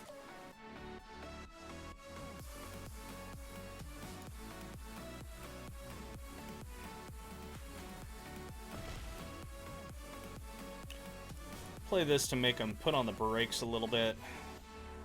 No reason to mutate, right? There's zero. Yep, zero reason to mutate.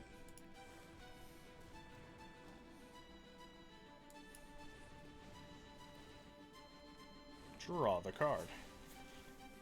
Believe in the heart of the cards, Yugi. Believe in the heart of the cards.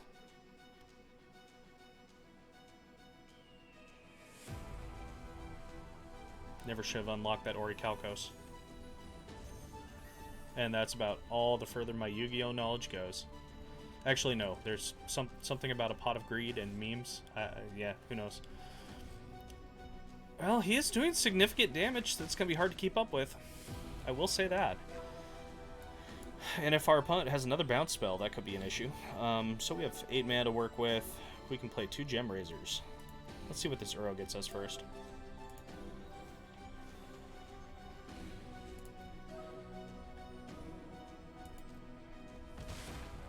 Is Birds just randomly super fast, and I've never come across it in this scenario, so I don't know that? I mean, that could easily be a thing.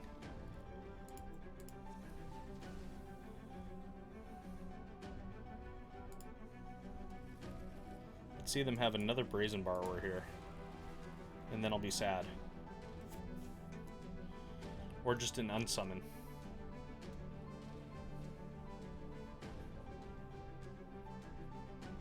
Then again, blue-white's actually pretty darn good in the regular standard meta. It just isn't seen very often. The rise of Sultai has definitely made it harder because Sultai is just so much removal. Extinction Event does a whole lot. All the eliminates, things like that. That's a big kitty. A big sky kitty.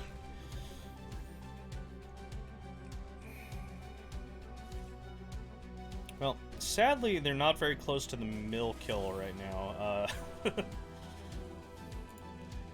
So we have to block there, and we have to block... Oh, no, we can't even block there. We have to block there, and... Wow, this deck might just be doing it. Flyers, who would have guessed? Great Henge, you're too little too late. Well, maybe we can draw into something.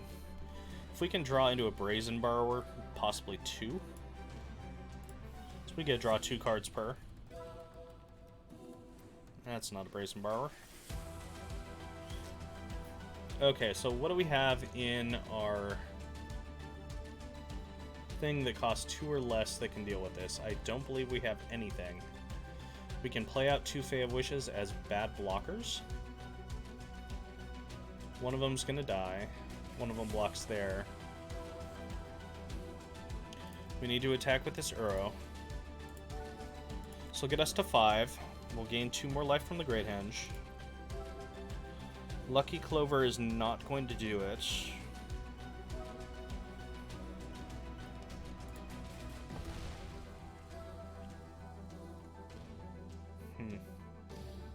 Oh hey, they're only at 1. I didn't realize that. Okay, so, how do we get out of this?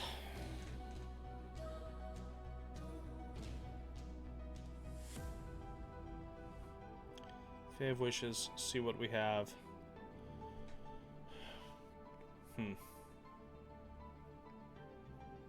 Unfortunately, I don't think there's anything that gets quite there, so we're gonna actually physically play the Fae of Wishes. I think that's what we have to do here. So we're going to be drawing multiple cards. Okay, Brazen Borrower, that really helps. That actually might have just kept us alive. So if we Lucky Clover here, then we can bounce 3 things. Can block 1. Okay, yeah, I think that just kept us alive. Whew. Might still be dead.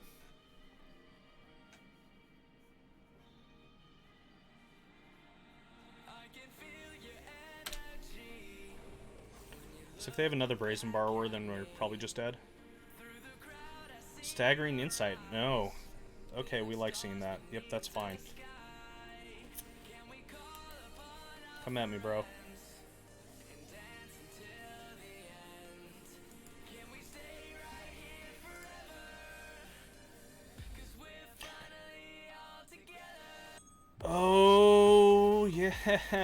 Skybonder. JK. Well, we're gonna call it good on that one. Don't play against that card, so I'm not factoring in that card in the slightest. Rip indeed. Rip and tear? Rip and tear. Oh man, I'm so excited. The Gamescom footage for the Doom expansion. It looks so good. Can't wait to have some more Doom Eternal. My favorite shooter of the year by far. Just because it's so fast and frenetic. It is some of the best feeling shooting in a game. It's like that arcade style shooter just taken to the extreme. I know a lot of people complained about some of the platforming and that stuff that they introduced to the game, but I think it's real good. And that final battle against the Icon of Sin is probably one of the best boss fights that I've had this whole year.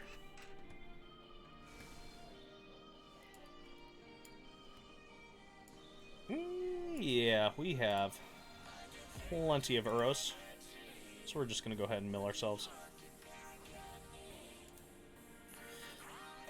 Yes, I did see that Batman movie trailer. I was very surprised. Originally, I knew Robert Pattinson was going to be doing Batman, and I'm like, not really a fan. Didn't see the Twilight movies, never will. And then I saw that, and it looks good. It actually looks good. It's a very different take on the Riddler than normal. And it's really funny because the riddle that he leaves that is on the screen, people figured it out really, really quickly, like within the day. Because there was a cipher on there, and the cipher wasn't a very good one. I forget what it was, but it was something like something lies down, or lies still, and the answer was something like they lie down. I don't know. It's gonna be interesting. There's some allusions to Harvey Dent, which is always fun. The Riddler's crew kind of looks like they should be the Joker's crew in there, which is a little bit confusing, but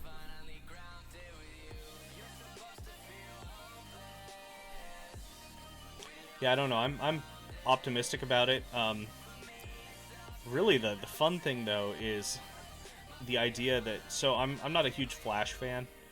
But the fact that the Flash movie is going to be the start of kind of the DC multiverse that they have going on, and they're going to have both returning Ben Affleck as Batman, which, you know, whatever, it's Batfleck, it's fine. The more exciting, though, is the old version of Batman that is Michael Keaton returning, so that's actually super cool. Okay, where do we want to go with this? We need to start here.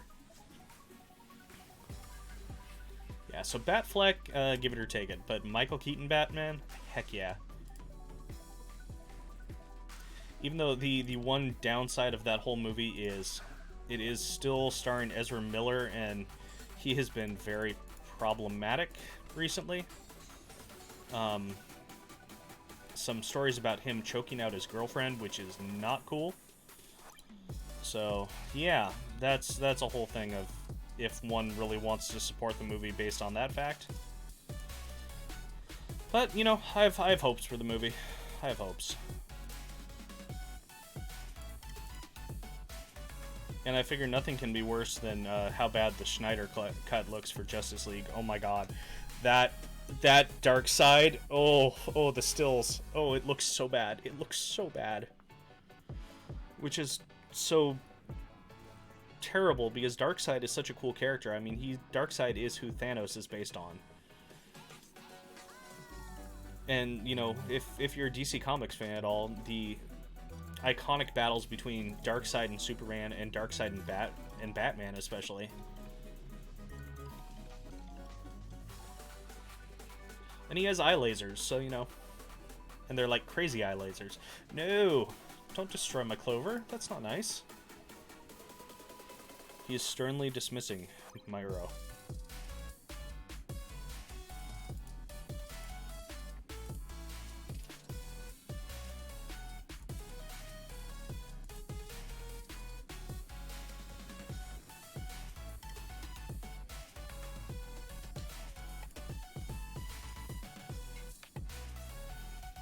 We just go ahead and play out a big old giant. I think we do.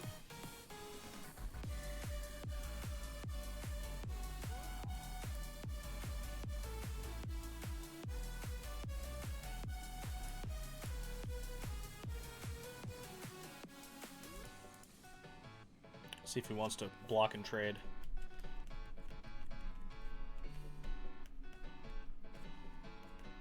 He's thinking about it.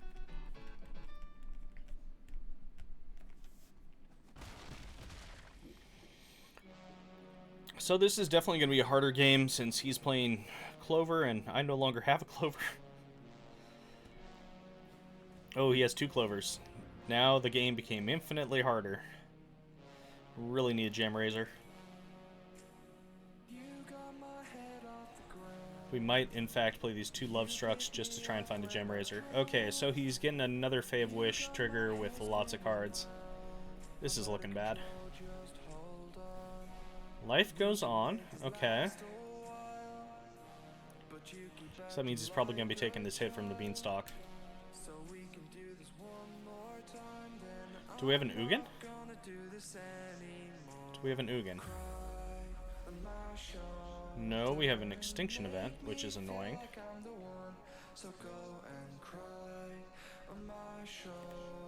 So ideally, if I can get a Fae of Wishes here myself, that would be really nice. Oh, there's the Ugin. Yep. Things are about to get bad. Things are about to get real bad. Great Henge. Great Henge, normal casting cost, I believe is odd.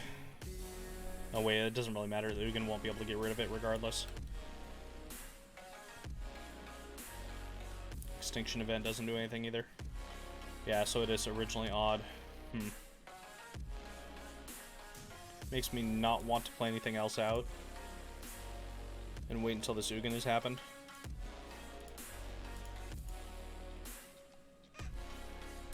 Either way, it's kind of bad for me.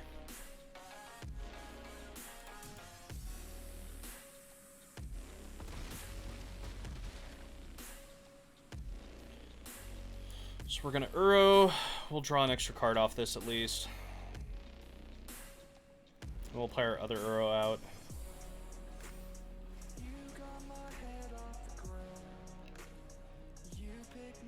I'm definitely more than a little bit jealous of the fact that he's gotten so many Fae of Wishes triggers.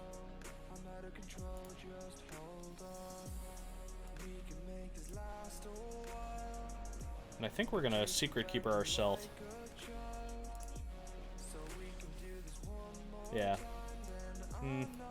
Keep that on top, we don't really need it.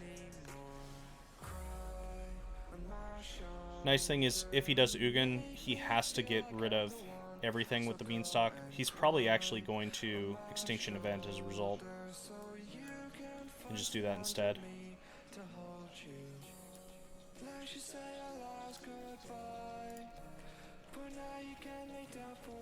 Ugh. Here goes Fae. That's fine.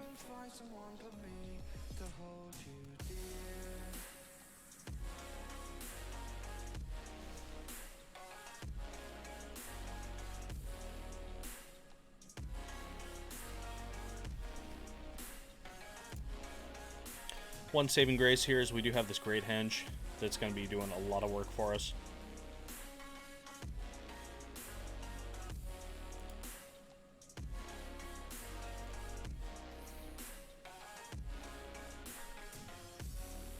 So the Uro will probably end up forcing.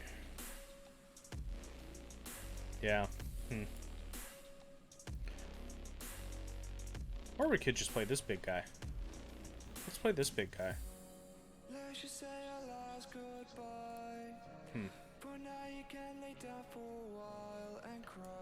Don't really want to keep advancing the board state too much, but you kind of want to draw cards. Okay.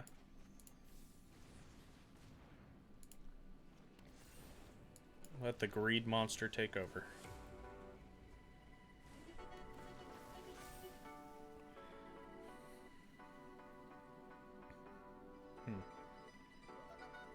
What does the Fae go get us? I'm not quite sure yet. He's gonna almost have to play this Ugin. Let's force him to play the Ugin.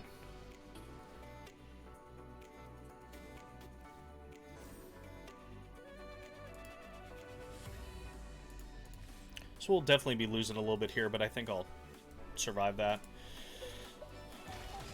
The Beanstalk Giant will die to the Ugin. The Ugin will kill itself.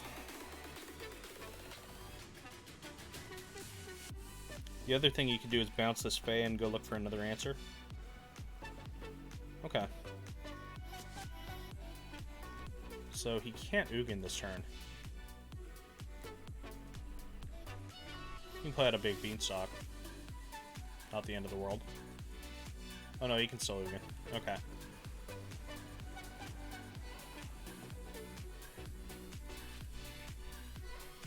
So, yep, do it for 7. You know you want to. And we're just going to follow up with Fae of Wishes and go get some really good stuff and land an Uro, probably.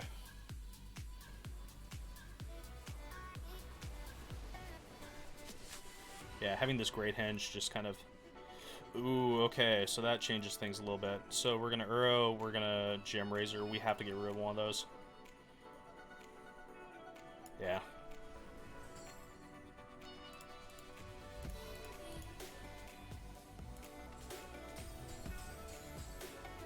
Tempted to leave that Gem Razor there so we can once in future and get it back, but...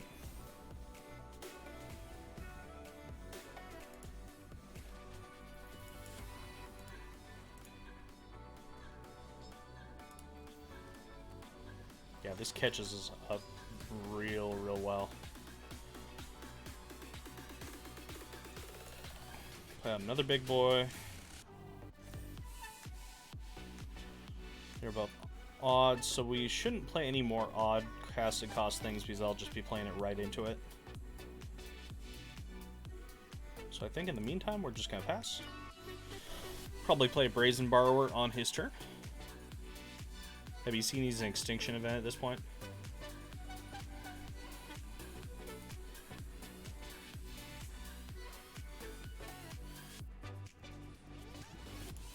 If he just plays out creatures here, we're just fine, Brazen Borrowers.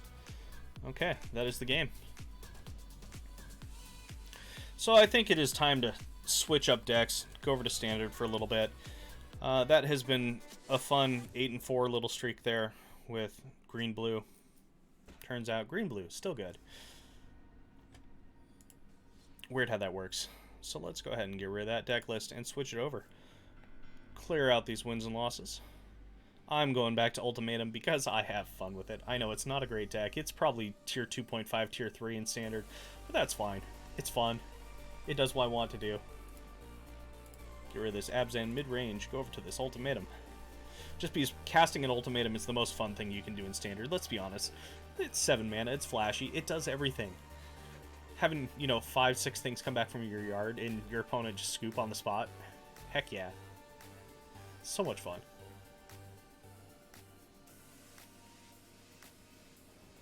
And watch me lose like 3 in a row now. Yeah, we'll keep this hand. Get a Fenlurker on turn 2 into a Visionary turn 3 and hopefully a turn 4 Cavalier. Yeah, that's fine. That works against most decks.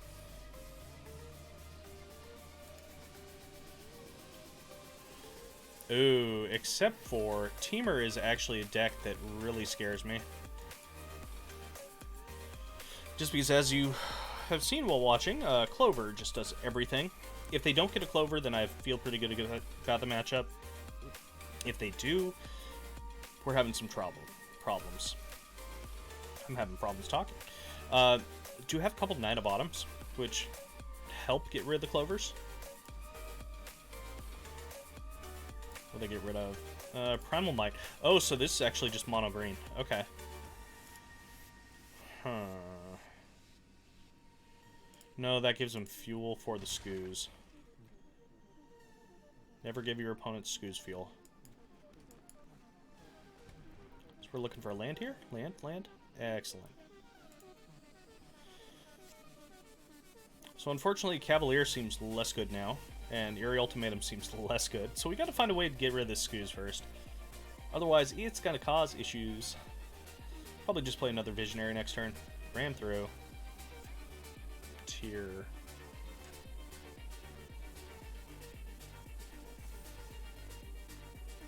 Judge, my opponent's not playing nice. They're not playing fair. They're playing good cards.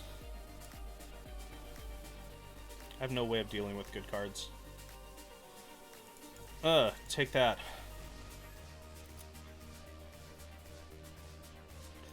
Gonna be able to play out this Bellhaunt next turn, which is pretty good. Bellhaunt is very relevant again in Standard. It's a very good blocker against all of the 3/3s coming over from the Nissas.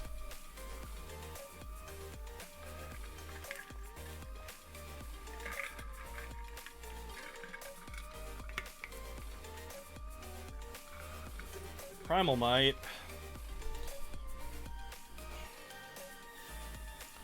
Green removal deck.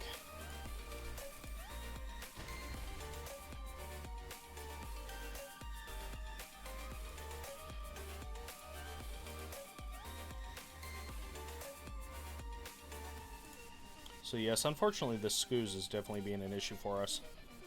We're going to be taking another 4. My main thing is I don't want to put creatures in my yard for him. Unfortunately, he's probably going to discard a creature off this Bellhaunt.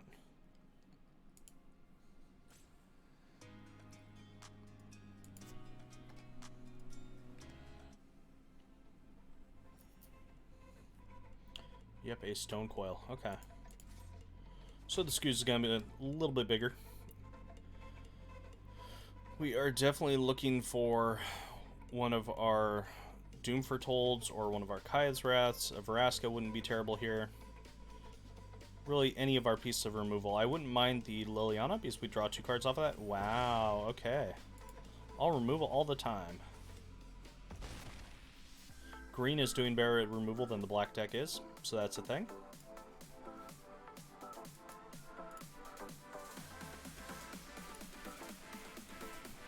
We're going to scry and dig. Neither of you are what we're looking for.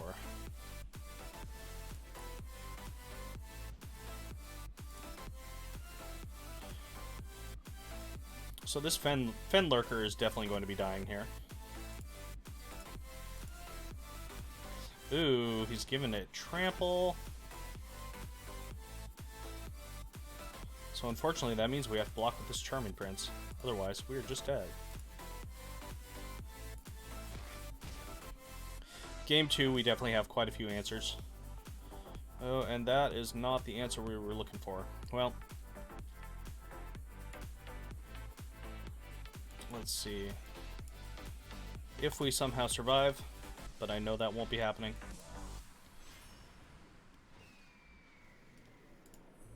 So he has us just dead on board. But you never know. He might decide not to attack with a 1/1. People are strange like that.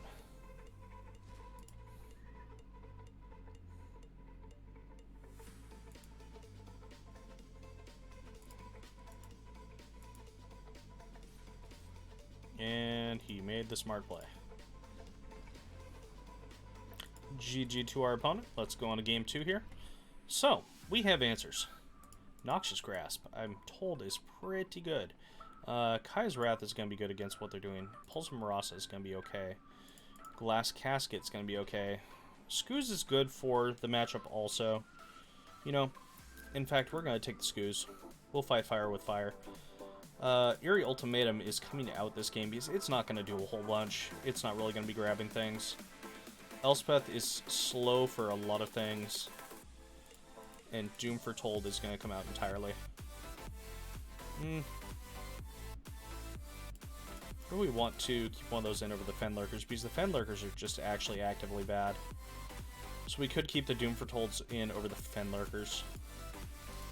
It still will get some things every now and then. Since he's playing Mutate, we can get a 2-for-1 randomly off of that. So yeah, it's okay.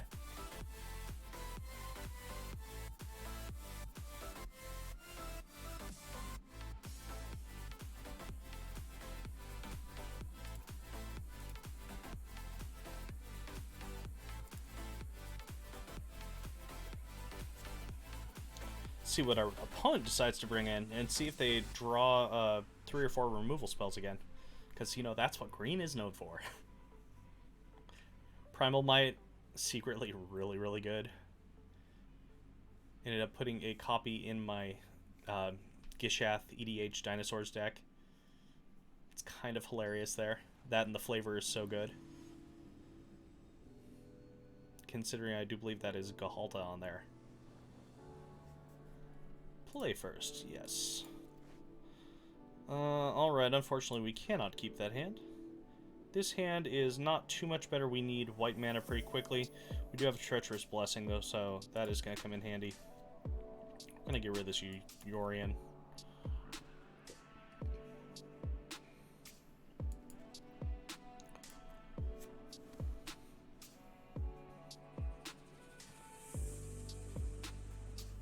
Pelt Collector, so he is going to go on the early curve, so this game is going to hurt. Sometimes mono green just kind of curves out and you don't have those early things to deal with them. This hand I obviously don't have the Oath of Kaya, which would be very, very helpful. At this point we are playing entirely to find this Kaya's Wrath. Noxious Grasp is pretty good. We're going to be definitely taking care of the Scavenging Ooze most likely because this Pelt Collector is going to grow big. But there's not a whole lot we can do about it, whereas the Ooze just shuts down a lot of what we're doing.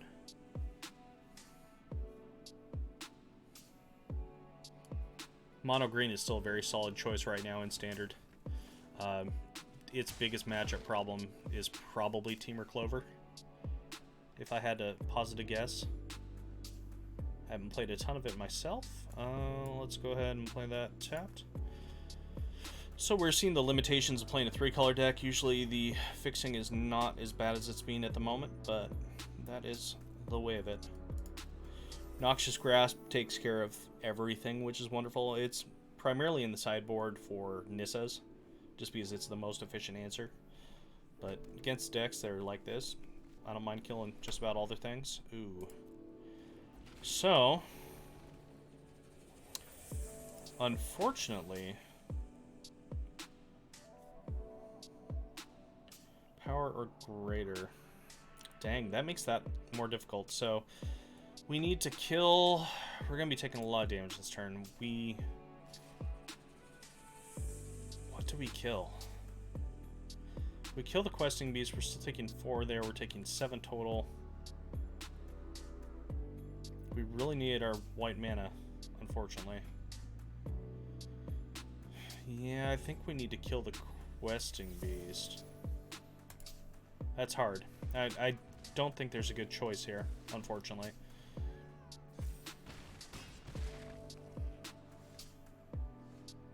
Yep, Doom Foretold, that is not going to do it.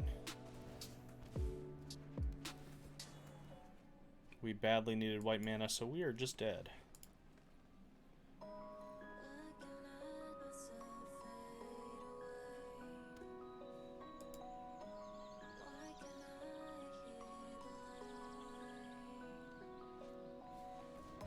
It's a Vivian. Yep, good game to our opponent.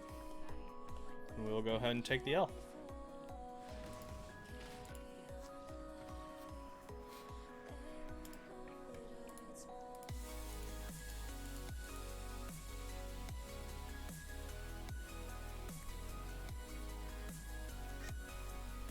Yeah, that's definitely the matchup where you want to see the Oath of Kayas, you want to see the Knight of Autumns. You want to see any of the things that will be gaining you life and putting up a roadblock.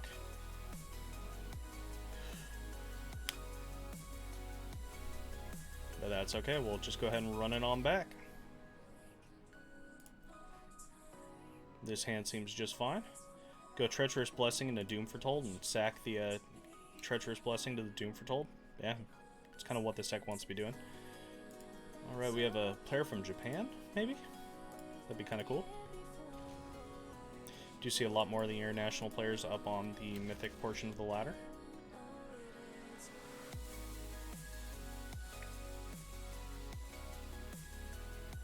Then again, it could just be Jay-Z himself. Yeah, you can do that. See, our opponent is Jay-Z. It's the Jigga Man. Or as a lot of people like to call him these days, he is Beyonce's husband. Used to be a time where Jay-Z was bigger than Beyonce. Not anymore.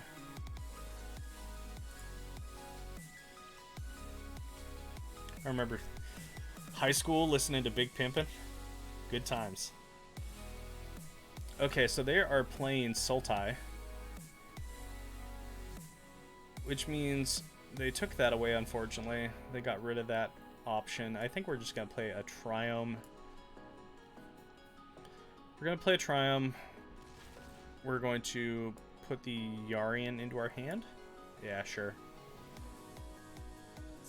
Yorion. We'll go ahead and discard this Kaya's Wrath for now.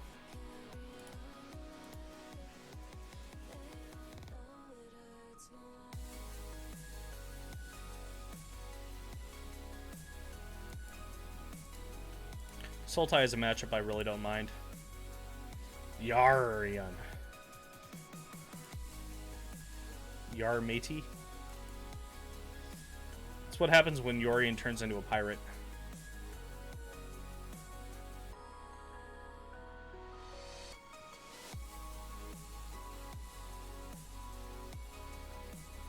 Is our opponent thinking of countering this?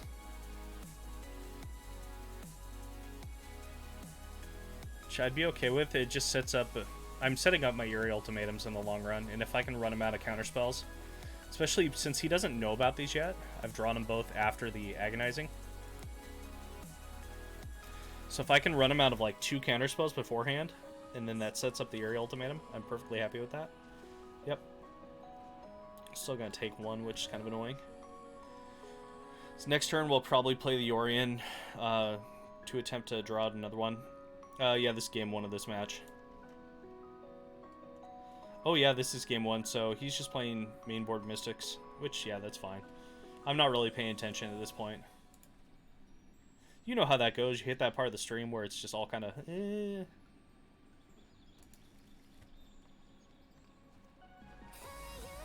Hello, Nissa.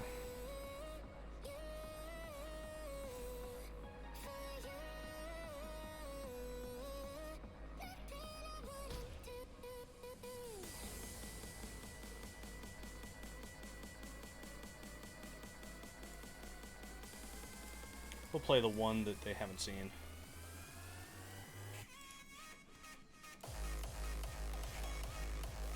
Oh wait, we've hit the hour again.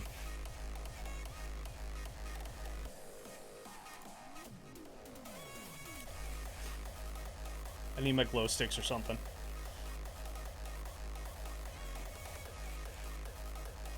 Twitch safe music, it goes some places.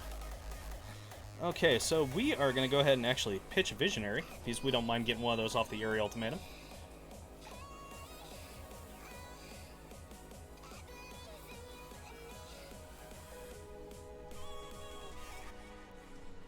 Oh, an Extinction Event. That's not nice. It's not nice at all.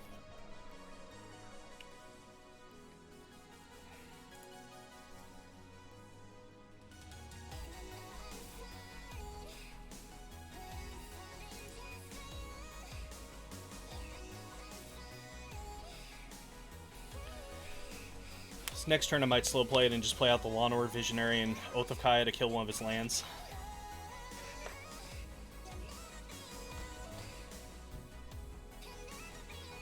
Oh, I just heard loud banging noises from outside. That's not a good sign. But actually, if I don't do that... I'm trying to think of how I just die here. So that doesn't bring back enough yet. So we're gonna start off on this. Gain a little bit of life. Unfortunately, this Treacherous Blessing really hurts.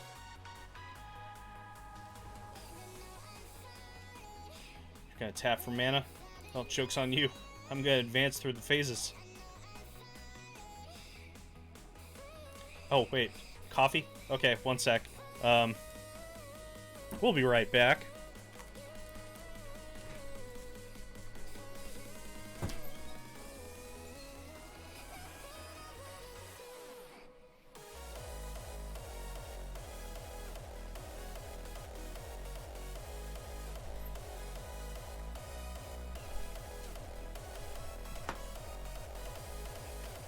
All lies. There was no coffee at all. I got. Okay. Let's see what we're doing with this. Hey, for all I know, you could be like, you know, Twitch chatting from your phone.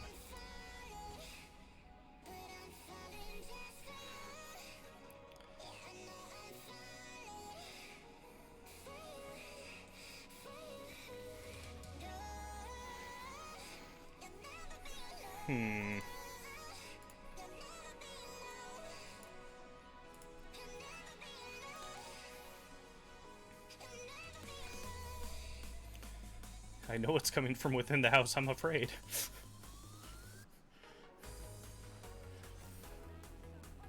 And that was the Twitch stream where everything went wrong. Oh god.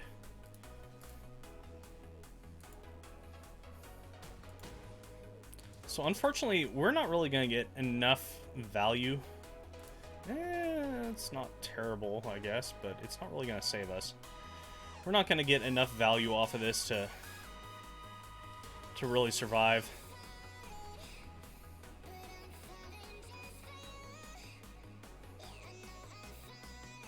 Oh, and we have an Aether Gust. Alright, let's see. Our sideboard plan is agonizing, agonizing, and agonizing. And some of those, and some of those. Don't really need that. That's pretty good. I'm not going to worry about the rest of these for the most part. Fenlurker, he's had his time. Definitely a card that I'm thinking about taking out. And the Oath of Kaya's, while they do snipe land, are not wonderful in the long run. All the rest of this, it's okay. Vraska doesn't really do a ton in this matchup. She can't kill non-land permanents, which is definitely an issue. So we're going to actually go ahead and get rid of the Vraskas, bring in a Pulse.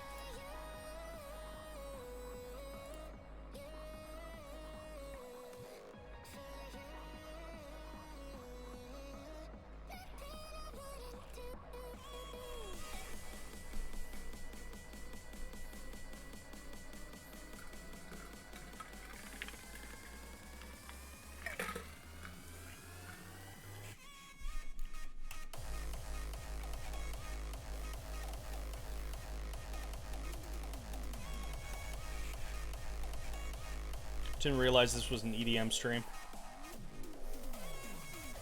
But that's what it's become.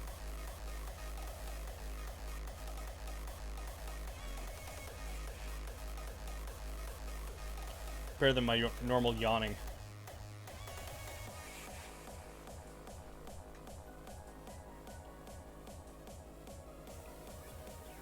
Bring that drop. Bring that drop.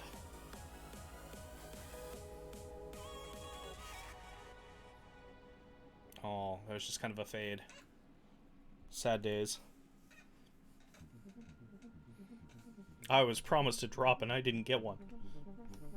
I demand my drop. Not really a fan of that one.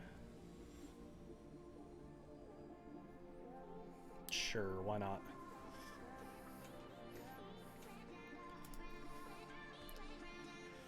Okay, so this could end up being pretty bad, but we'll go ahead and keep it. Definitely at the point where I don't really care.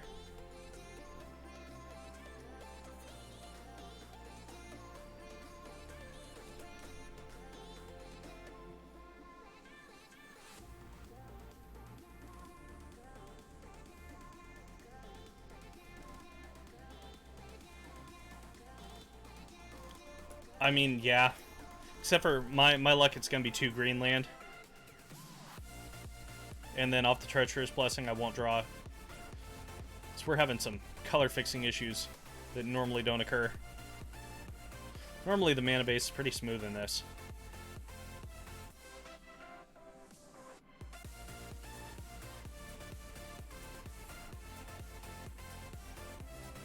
Hey, we found 3rd land. It wasn't green, but, you know, pretty close. Blessing or Emissary. Blessing or Emissary. Blessings, my son. We're gonna... Or Visionary. We're not gonna take the damage. Is he really gonna... Aether? I think he was thinking of using an Aether Burst on that. Or an Aether Gust. Yep. Sure. Yeah, tuck that. That's fine.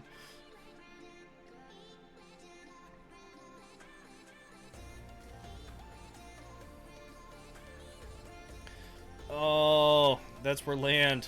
Land. That's okay. Do we have negate? Negate? Negate? I'm really good at calling when my opponents have things that screw me over. Hey! Well, you know what? Just for that, take 2 to the face.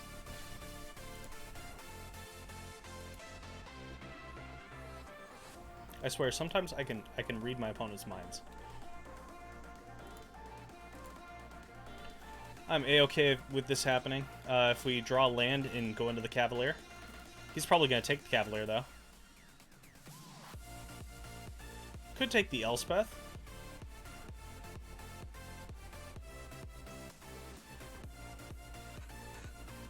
Yep, Cavalier. Pretty easy choice.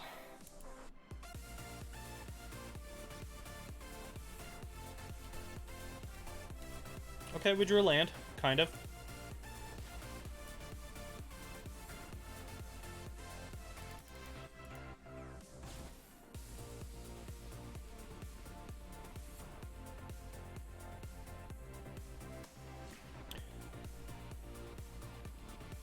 Nice thing. I was gonna say, if he does play the Nissa, we got to Doom Foretold right there, but he didn't play Nissa. Yeah, it is a little bit rough. We're gonna play this Charming Prince. Try and attempt to find that second white source. Could just play out a Doom Foretold, though. 0 value is the problem. So we're just gonna attempt to find that second white source.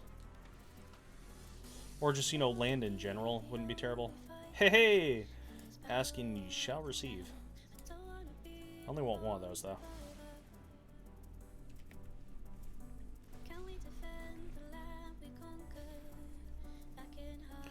Nice thing is we do have a lot of really good answers to anything that they might be doing. Yeah, let's go ahead and do that. We're going to attempt to play this Yorion. Even though he's probably going to either find a way to counterspell it or kill one of our things in response. Just thinking about killing one of them right now. Oh, no. Sharknado. Yeah, that does a good job of that.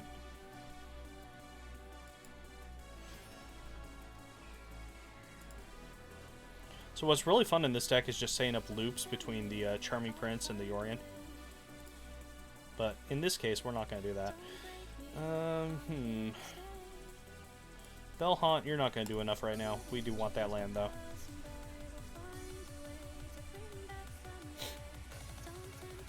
Come on, man. Play a Nissa. Play a Nissa.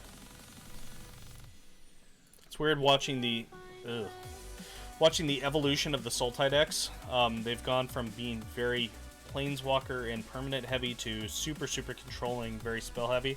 A lot of them have switched over to playing more Shark Typhoons also because it's a lot better in the mirror.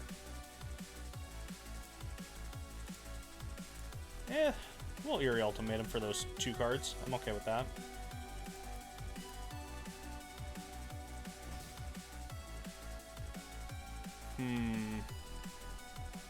Yeah, what the heck. We get back off the Eerie Ultimatum. And he might just randomly counter it? I don't know why.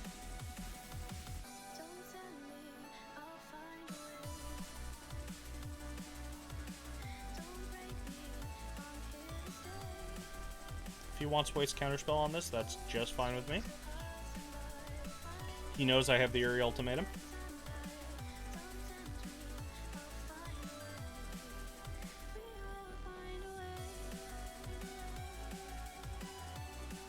I know he's afraid of the 2/2 we're gonna get out of this.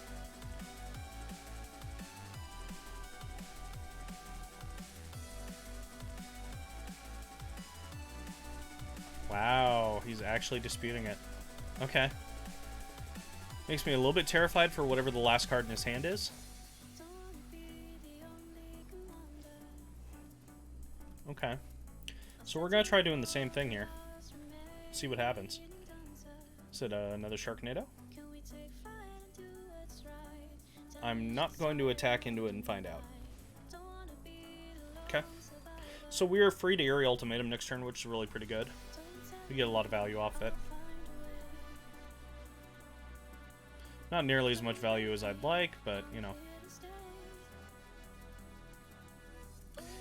And our opponent has done so much damage to themselves this game.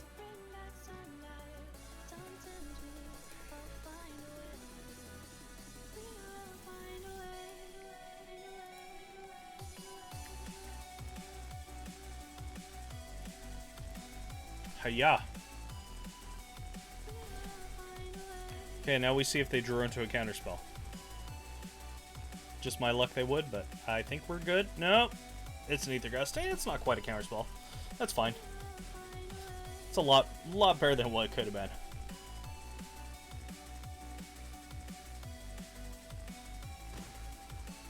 Ouch, my face. Okay, let's see if it's counterspell.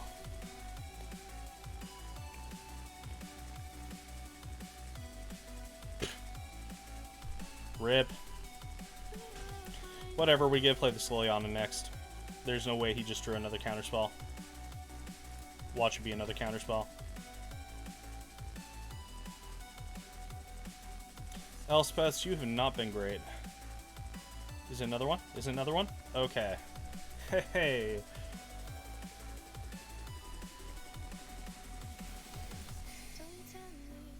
Okay, so what do we want to do with this? He's going to be continuing to try and Sharknado us.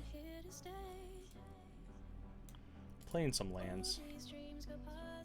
Tempted to take out the Kaya's Wraths and bring in Glass Caskets. So those are also good if he's playing any Hydroid Krasis. A lot of the Sultai decks have kind of gone away from Krasis, though. That's something I've noticed. Or they're playing only one or two of them. Just as things have shifted. A lot more decks are playing Narsets to kind of counteract the Krasis and the Uro. So that definitely makes that a lot worse.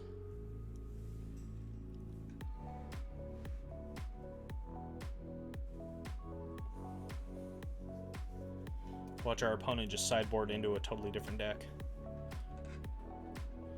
Suddenly now they're playing mono red. What?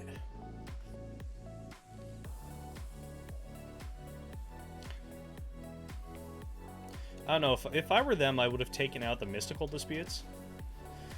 And especially since I know that he has them, they're really good just being out of the deck with me having the knowledge, because then I have to play around them. Even though, of course, these second games, since I'm not playing blue, I'm not as apt to play around them. It's all the mind games, you know? That's how it used to be with the older things like Force Spike, you know? You generally take Force Spike or Censor or Mana Leak, things like that, out those second and third games because your opponent knows they're there. They're doing the psychological damage. They have to play around it. It's not generally going to be good if they're playing around it. So you either trim them all or leave like 1 to 2. Mystical Dispute, it hits Yorion, I guess. This hand is god-awful, by the way. Ugh. This hand, though, has quite a bit of potential.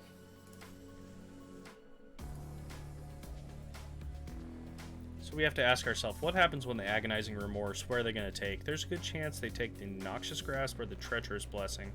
Where does that leave us? And do we want to get rid of the Doom Foretold? I think I'm going to get rid of this Visionary.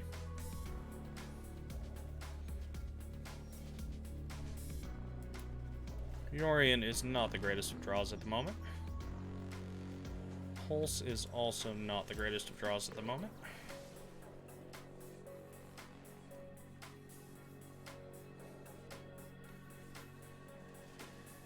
Well, we didn't get hit with that turn 2, so that's a plus.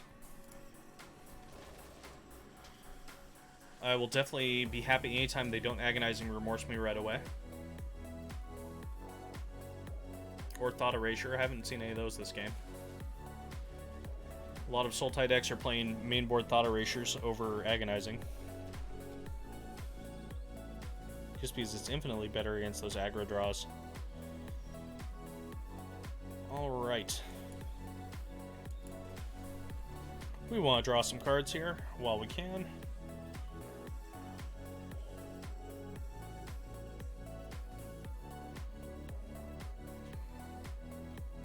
Out of what we have, we're going to go ahead and get rid of a Plains.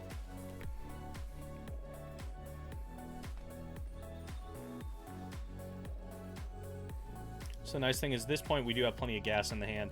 If he goes early Nissa, that's actually kind of what we want to see, because we'll gladly Doom Foretold. Yep. Because he can't Aether Gust it, which is really nice. We could just Noxious Grasp, but thankfully Doom Foretold says non-land. And then we get to sack the Treacherous Blessing afterwards, so it's really just good all around for us. We definitely need black mana here. Yeah, this game is looking a lot better.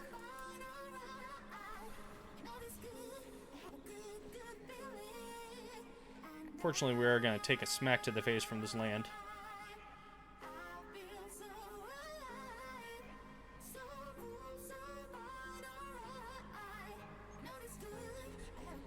What is he going to do with this mana? I hope he has an instant to cast and doesn't think that this is going to go away.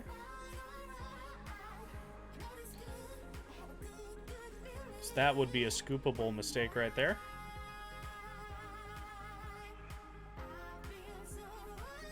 I'm trying to think of what instant he could have. I guess he could do a big Sharknado here.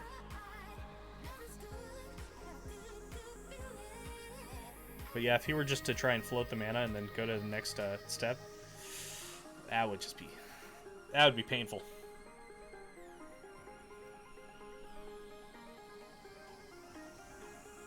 All right, opponent, what you got? What you got? We're getting a small Sharknado here. Yeah, decent sized one.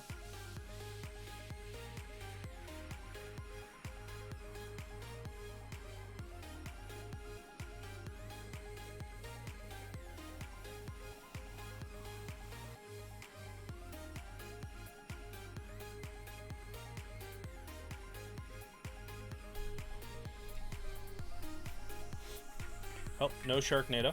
That's a good sign. I was about to say, I'm in danger.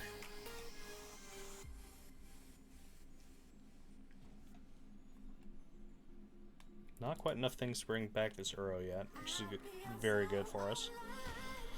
If worse comes to worse, we can gain some life off these Charming Princes. But we're definitely sacking this Treacherous Blessing.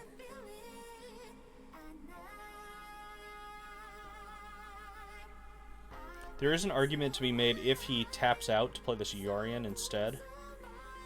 And sack the Doom Foretold.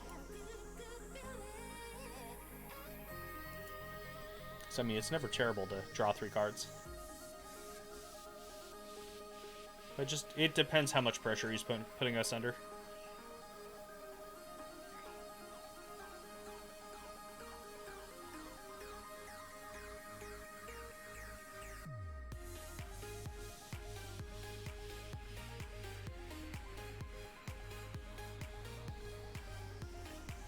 Brazen Borrowing. Okay, sure. That's fine with me. He didn't even attack either. So that means he's holding up some stuff, which is fine.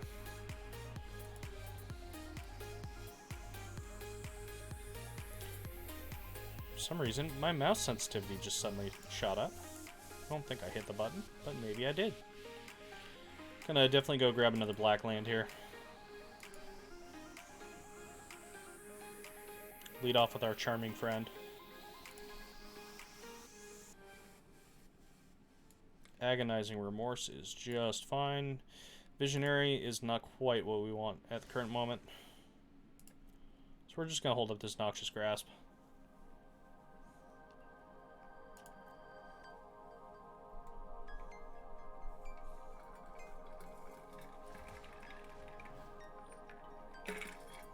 Sharknado for 1, okay.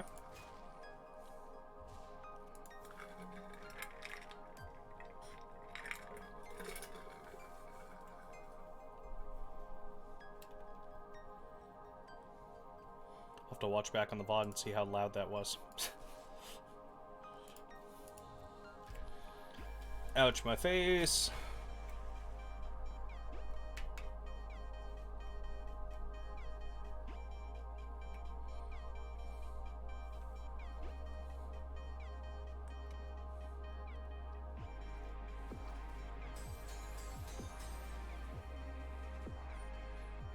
Alright, that arrow is a good enough target to get hit. The question is, does he have the negate? Well, either he has it or he doesn't. I guess he could still have a mystical also, but I think we have to pull the trigger here.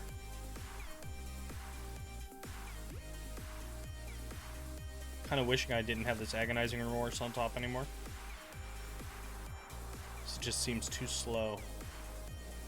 Okay, that's helpful. So we're gonna go ahead and lead off with the remorse, see what we're dealing with here. If it's nothing too big, we can always take the arrow. Oh, no, there's a negate. Okay. Well, he's saving me the point of damage. That's very nice of him. Play that. We're gonna play a Charming Prince. Next turn, we're going to be Yorian and gain some life here. We want to just gain life here also. No, we're going to scry. We want to see what's on top. Cavalier is pretty darn good.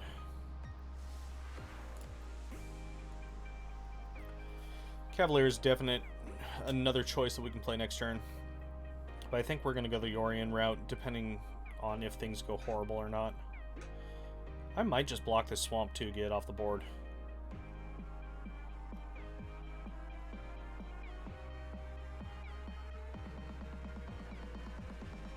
Thankfully, if he decides to Extinction Event, it just kills his things too. So that's actually a really bad card right now.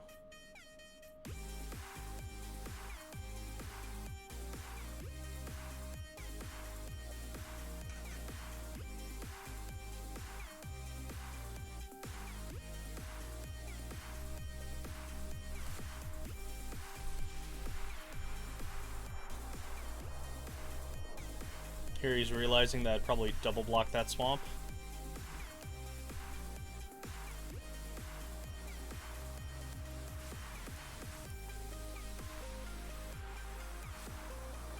So I'm a little bit concerned that he has a counterspell.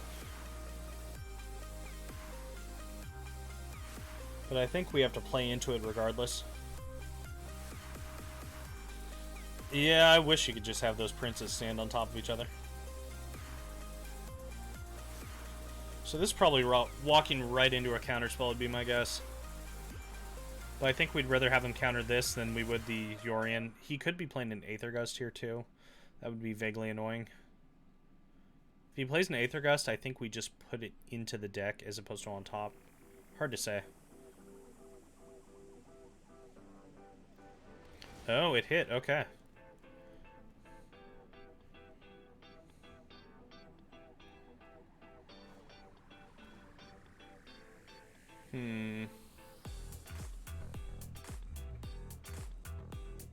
Yeah, I'll put that on top because if it gets put into the yard, that's just fine with me. Because if we end up finding that Eerie Ultimatum, what do we need? We need black land. Do we want to pay? No, we don't. Yeah, because that just fuels our ultimatum. We're at the point where if we get an ultimatum off, we're actually in really good shape.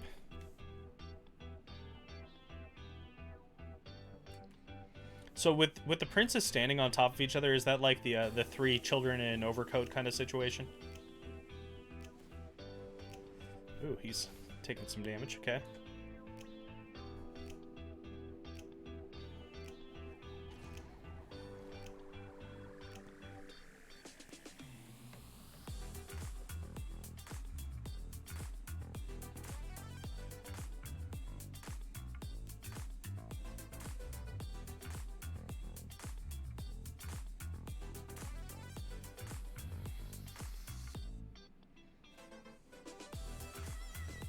Unfortunately, our opponent does have a lot of cards. Okay, he's doing the attack. Alrighty. Do we? No. Just kidding. Coward. Coward! Oh, that's spicy. but we have to hold off. We have to bait out some counter spells here. It is so spicy. If we weren't playing against the infinite negate deck, then we would definitely be playing around with that.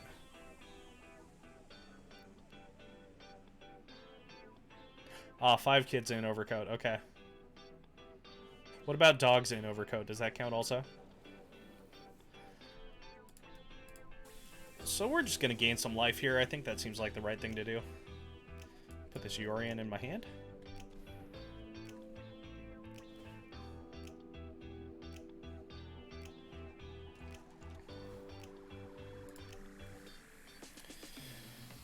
Oh, so it's tempting to exile this Yorion?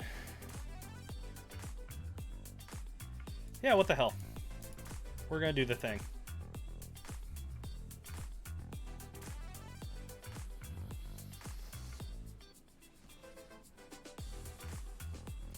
This is definitely going to be the last game of the day. That is for sure. Ooh. Okay. That's a big shark. That ain't no baby shark.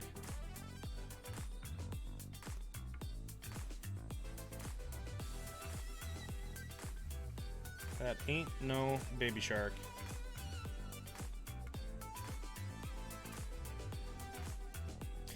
Yeah, dogs are the best, which reminds me they're doing that Secret Lair dog drop right now, and sadly those cards are all kind of garbo. Well, we're going to do this now, which is unfortunate.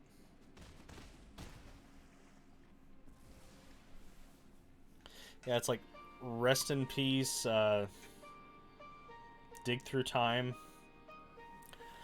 I don't know, the dog cards aren't nearly as fun as the cat cards were. And the fact that they're doing both the foil and non-foil variants, it's just like, whatever. Don't even at me with that stuff.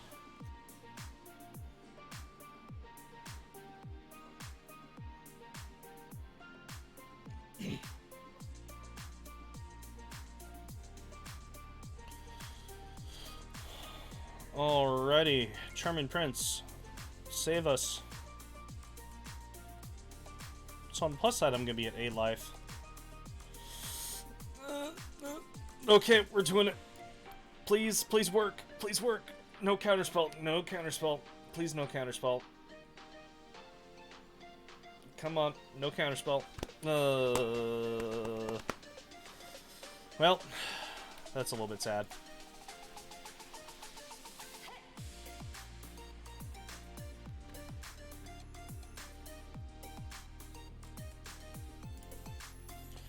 So we have to gain life here, because if he has a way of removing the Yorion, we're just dead.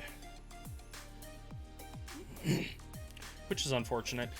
So yeah, next turn we're just hoping to draw another Eerie Ultimatum, do the same thing, and get that countered also.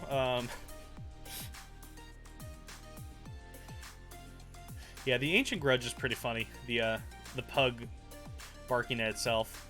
My sister has a pug, and I've seen that dumb dog do that so many times. Love you, Meadow, but you're a dumb dog. Let's be honest here. We got more sharks. Well, if our opponent can Extinction Event, or Brazen Borrower, or, well, we're not just dead with that at least. Okay. So the Dream is still alive. The Dream is still alive. Let's go ahead and block there. Let's block there. Only taking 6. If we can hit another Eerie Ultimatum, which there are 2 more left in the deck, then we have a way out of this. But that's a major if. Trying to think if we have any other outs, and I don't think we do. So we're going to get 1 look at this, possibly 2, depending on what we draw.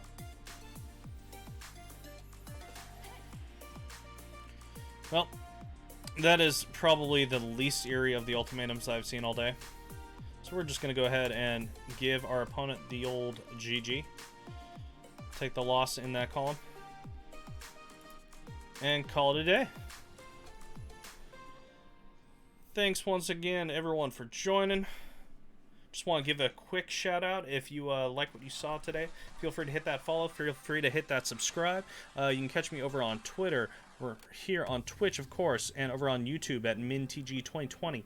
Also, feel free to give a shout out and a follow to Epic Gaming PDX, a little card and event space down just south of Portland, Oregon.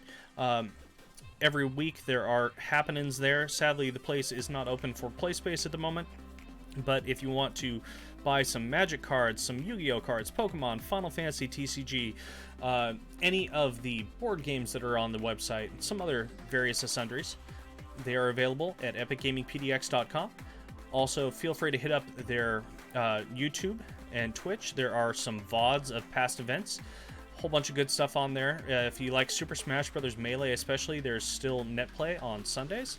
One of the longest running Super Smash Bros. Events on the on the West Coast. I remember what coast I'm on. Otherwise, yeah, that is going to do it. I will see you guys again Monday. Have a great one.